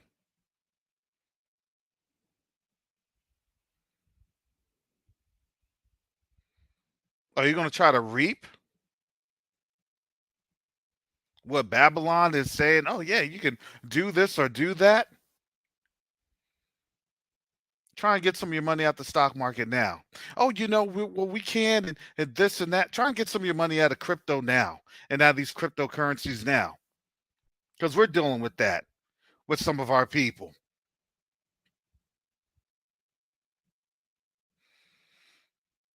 You can't even get most of your money out. It's going to require you to go to the bank, set up an appointment, and then the bank will call you and let you know what the amount of money you'll be able to withdraw on what particular day. I'm going to tell you, family, 5 years ago, that would seem unheard of. And do you think it's going to get any better, or do you think it's going to get worse? Now you have people that can't even access their banks, that are literally trying to transfer some money, less than $50 from one account to the other account in the same bank, and they're having problems. Did you notice, Brother Karis, that Zelle are no longer instantaneous?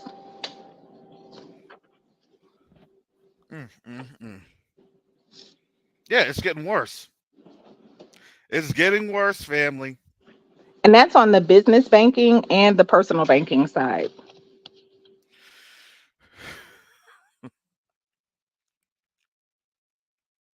Welcome to CBDC. I don't know, family. Listen, I ain't taking no microchip or mark of the beast thing for none of y'all. But it's request Unite Africa. Father, you're going to have to find a different way. Hallelujah. For real.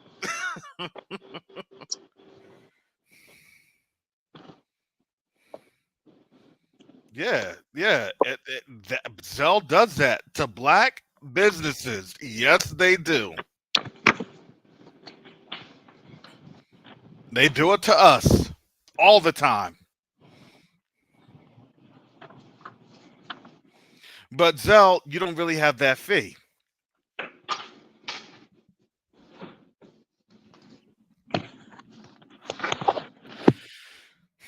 You go through PayPal, you go through Cash App, there's always a fee.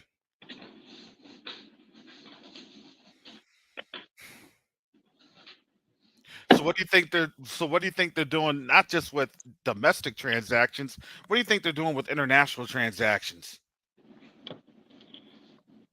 Oh, they're taxing. They are taxing the continent and other so-called third world nations to purchase USD. Mm-hmm. They are taxing.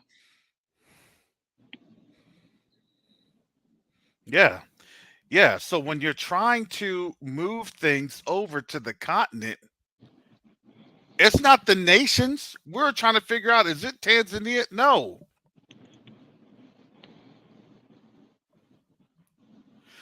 That was the United States.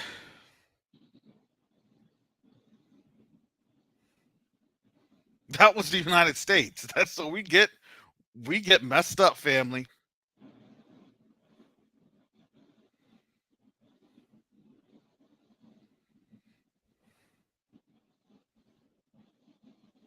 So yes, family, I'm surprised. I'm not gonna lie to you. I'm very surprised Sister Shar is on this live. She didn't even text anybody. She had a quote about some of our things on the continent, and then here she goes. I'm like, wow. She said, "No, I Yeah. think in the background." She said, I move. I operate in the background."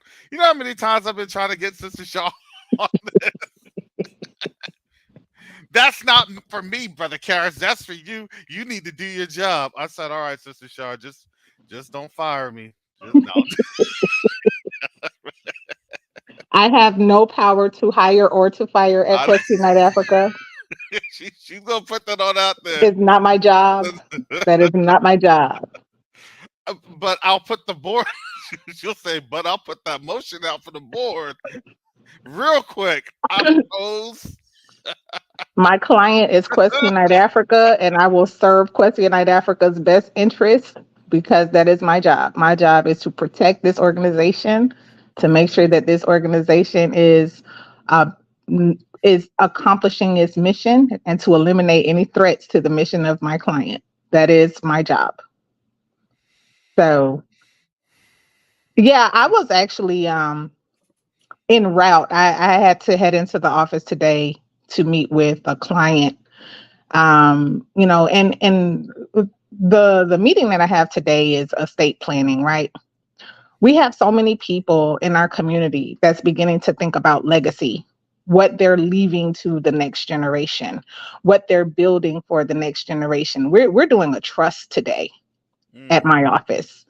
And what we're building through Quest Unite Africa is an expansion of that trust model, a family trust, something that's built for the benefit of the next generation, leaving a legacy, something that's not going to burn with everything else that's being judged, something that will withstand the flames of judgment that are burning all around us.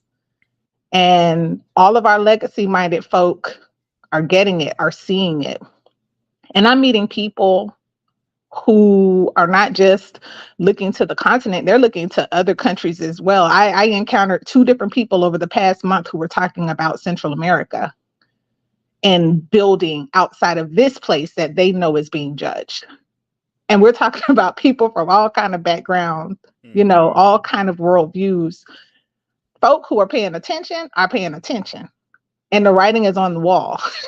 Yeah. It's like you don't even really have to speak the same language to see what's happening. So our legacy minded people are thinking 20, 40, 100 years in the future. What am I leaving behind? And so every time I meet someone from our community who is like, hey, I need to do this. And when that day comes for me, I need my family not to have to go through X, Y, and Z. I want it all to be in order. I love people who are putting their affairs in order before, bad things are happening. And Quest Unite Africa is a family trust. And when I say family trust, I don't mean in a literal sense, but that is the vision and the mission of building something for the benefit of our people who are there and our people who are here looking to make provision for the next generation.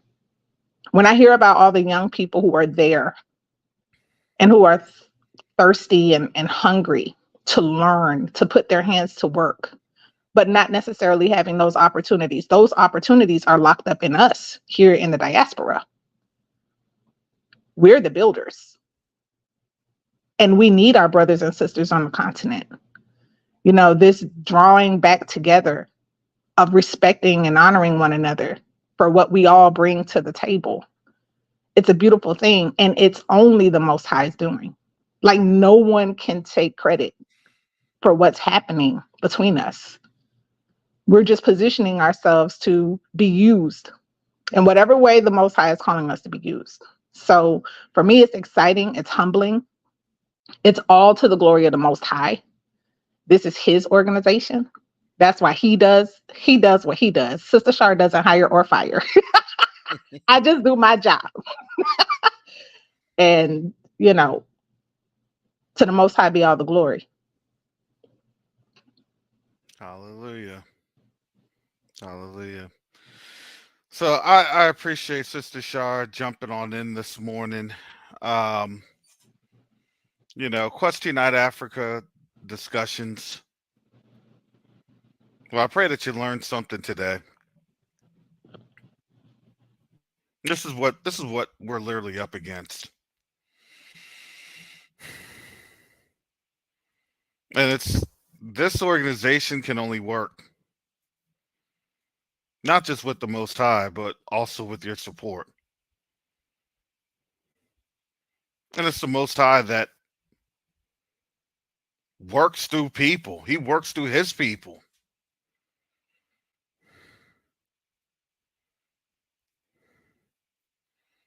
So, with that being said, if you feel led to give,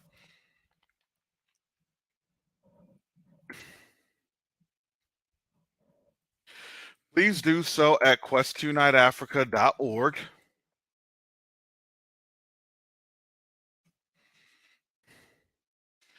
It's this time of every 3 months, we have a lease that we have to pay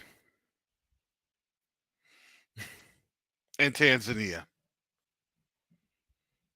It's around $2,000.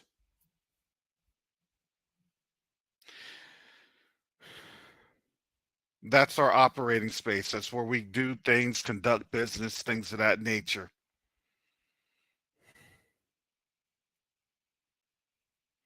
That gives us our physical presence on the continent. And it's not just for Quest Unite Africa. There's other folks that help in utilizing that space. Thank you for saying that, because again, speaking to that family trust model, that office is for our family. If you are looking to establish a business, looking to establish legal presence there, let's talk about how Quest Unite Africa can serve you that way, utilizing what we've already established. Yeah, 2000 USA. Now it's 2000 because it's 2000 every quarter. It's 2000 every 3 months. And that's because of taxes as well. So that's another thing that, you pay tax on rent in commercial space in Tanzania. Look, we've learned that, right? We didn't know that coming from the United States. I don't think anyone here has ever had to pay tax with their rent. Mm-hmm. But we're also paying the United Republic of Tanzania their portion, their piece of the pie, because we're paying to play.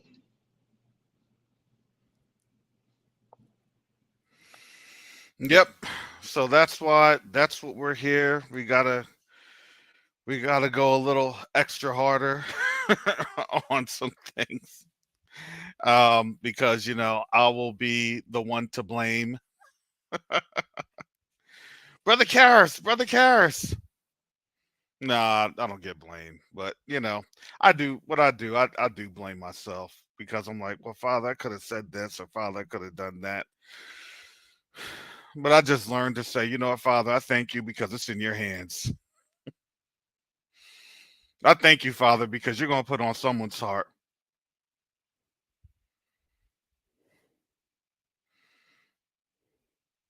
But yeah, it's quarterly rent. It's paid every 3 months or every 90 days.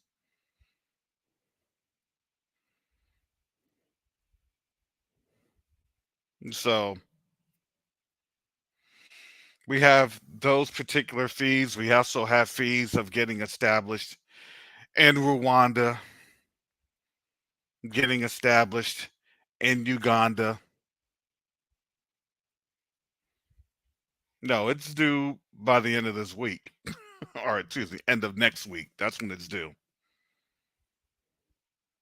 Because of how our cycle is. And again, just as Sister Shar has said, look, we're doing the work to be able to get on into these places, and then from there establish the communications for policy policy is the name of the game. We just think that, well, we're going to do this and do that, and then we literally get ran out by policy. Start reading Daniel chapter 8 and 9, chapters 8 and 9, because that policy, that dark talk, is all around the world, and it's made against us.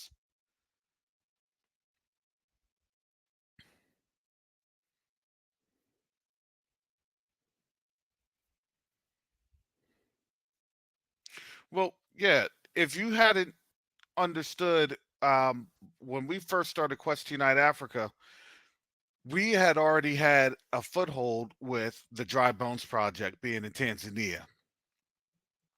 However, the goal of Quest Unite Africa is critical infrastructure and economic development in the continent.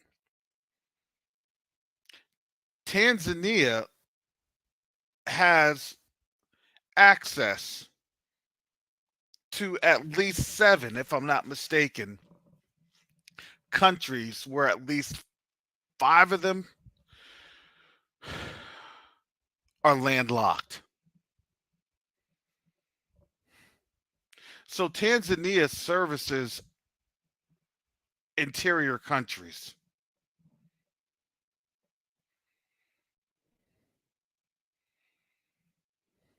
So it's a great way, and they're stable. They're relatively stable, even though they're relatively expensive, and that expense is because they can't control it.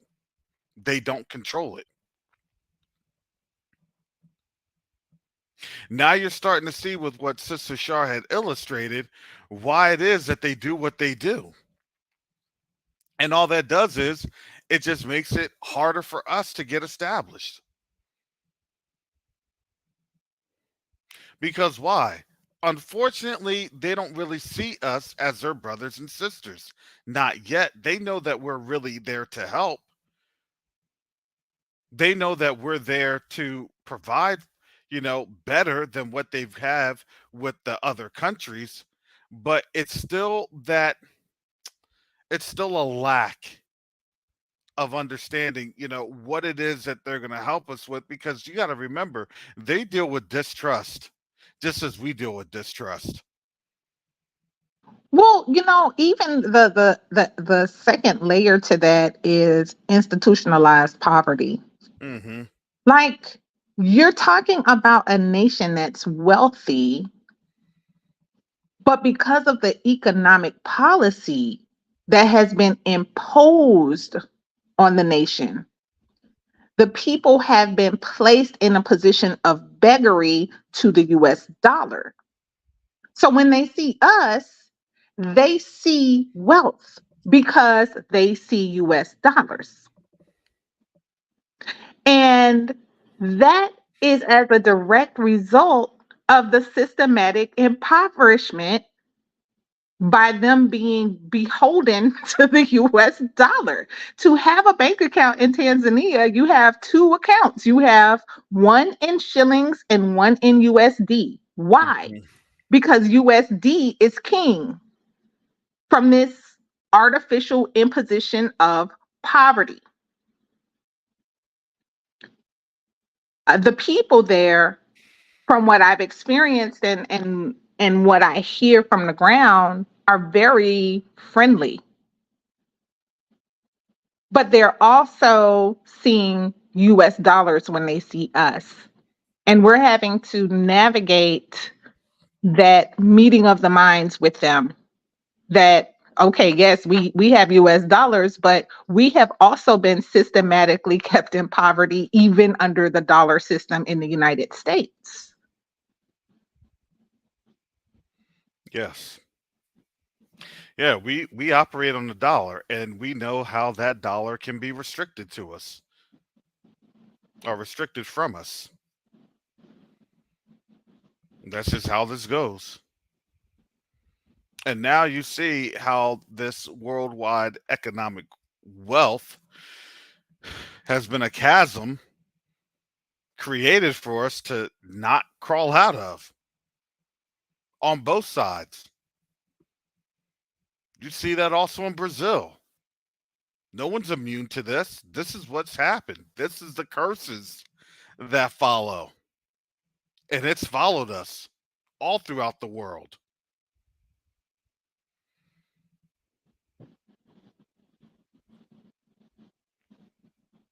So, isn't it awesome to see? Look, in this time of understanding, we see now the game. Now the question is, can we all get on the rope and pull together? Because playing tug of war with just one, you're going to lose every time. Playing tug of war with many, and you begin to win. Yes. They realize that. They know how to play tug of war with all the nations. They know it. They know how to play tug of war. They don't even, by and large, they're only a sixth of the population. They only represent a sixth of the world's demographic, and that's decreasing day in and day out. But you want to know what they do? They do not get off that rope for the life of them, because they know once they let go of that rope, it's over for. So they hold on to that rope for dear life. We're like, I really don't want to even touch the rope. I'm praying that the Most High gives our people the heart, the courage, the strength to start pulling on the rope.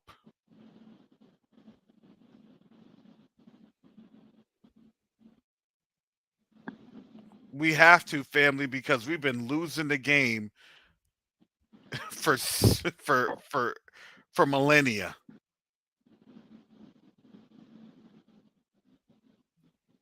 Yeah, independence is definitely a part of that slave science, right? That systematic weakening of our people. Shout out to all my Caribbean folks who understand how to come here together, help each other get here, stay in the same house for a little while everyone else gets their money up. Like, that collective economic system is still alive and well amongst our Caribbean folk. Um, and we got separated not only from our homeland, but we got separated from one another and our need for one another. Like, we need each other to survive. We were always structured that way. Even when we moved in camps, we moved together. That's where our strength came from, was our togetherness. And it's happening. Like, that's what's so encouraging. That's what's so blessed, is that you see it happening. And I love the illustration, Brother Karis, of adding bodies to pull on that rope. Like, yes. Yes. Mm. Well, listen, all I know is I just say what the Most High puts on my heart. That's it. Just like I'm helping out with Sister Shar's commercial, but she didn't like the animatronic head that I was going to say she was.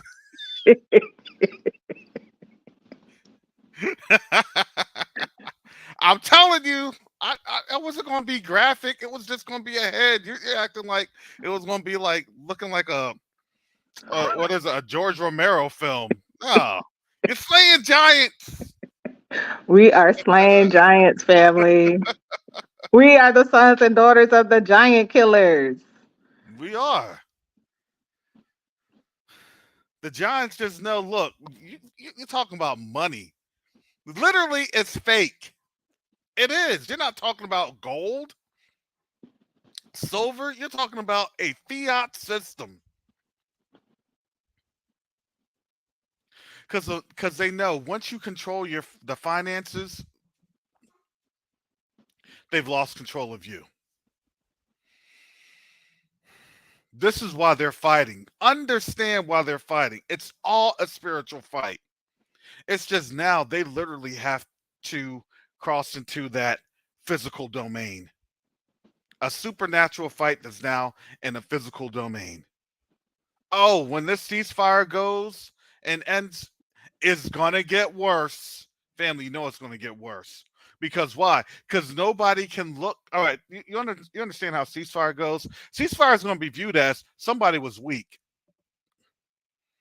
No. I got to go harder because I'm going to show you the ceasefire was because of them, not because of me. No. I got to go harder because the ceasefire was because of them and not because of me. You understand how much worse this is going to get? That's the psychology of this.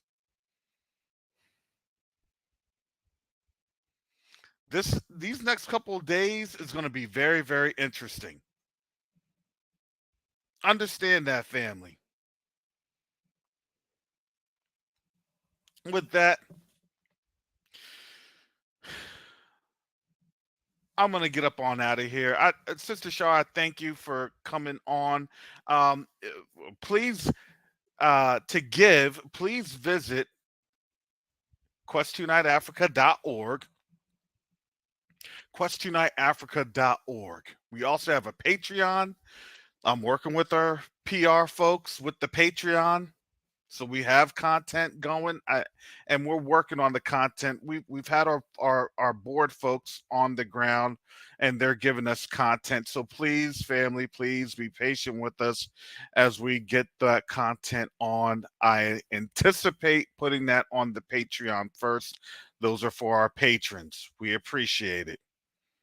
Sister Shaw just leaves. She didn't even say peace. She didn't say thank you, family. None of that, man. I'm gonna talk to Sister Shaw. Or maybe she'll talk with me, Like, I'm sorry, boss. I'm sorry, boss. I was sorry. No.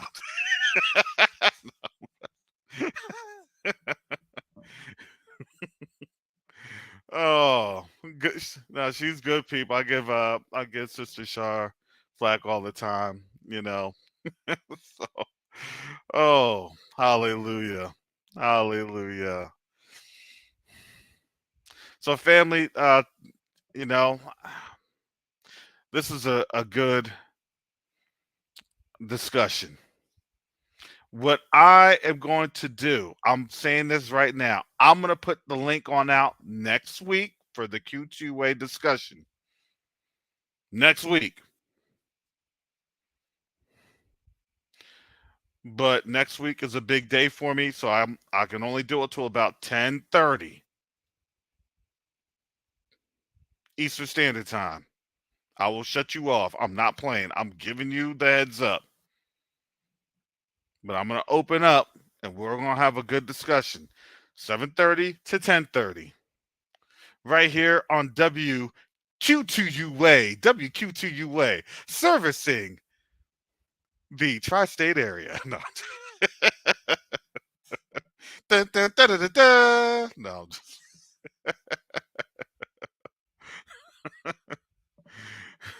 I gotta say it with more pizzazz. WQ2UA. W. Oh, I'm sure somebody will pick up on that movie reference. Oh boy, oh boy, oh boy. But family, I definitely appreciate you all spending some time with us this morning. I know these discussions are not really the most appealing, but you want to know what? Guess what? This is a reality. If you think that things are going to be the same in 2 years, then guess what? I do have some property in Arizona, beachfront property I'm going to sell you.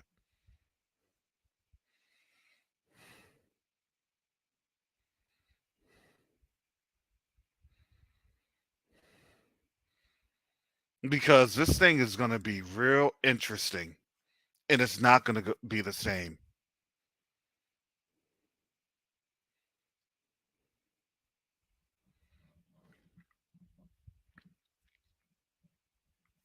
We're in a different age now, family.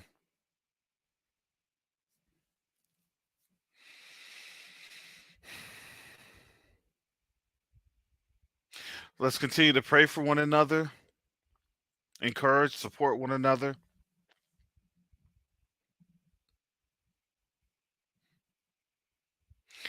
Again, on Monday, I'll be back on with Quest 2 Night Excuse me, Covenant Awakenings.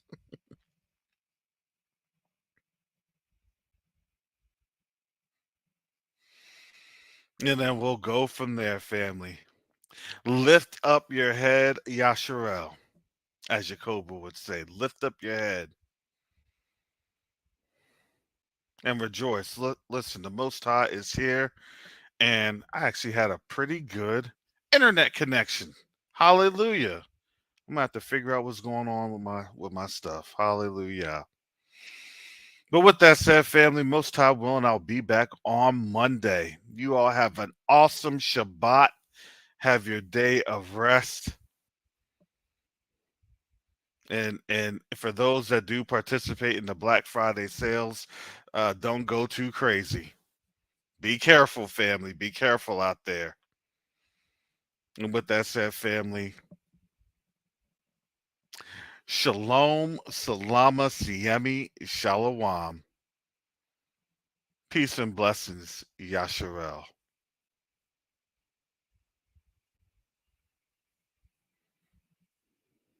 Tuna wageni watatu wa Mheshimiwa Sebastian Kapufi mbunge ambao ni wadau wa maendeleo kutoka Marekani. Wadau wa maendeleo kutoka Marekani. Karibuni sana.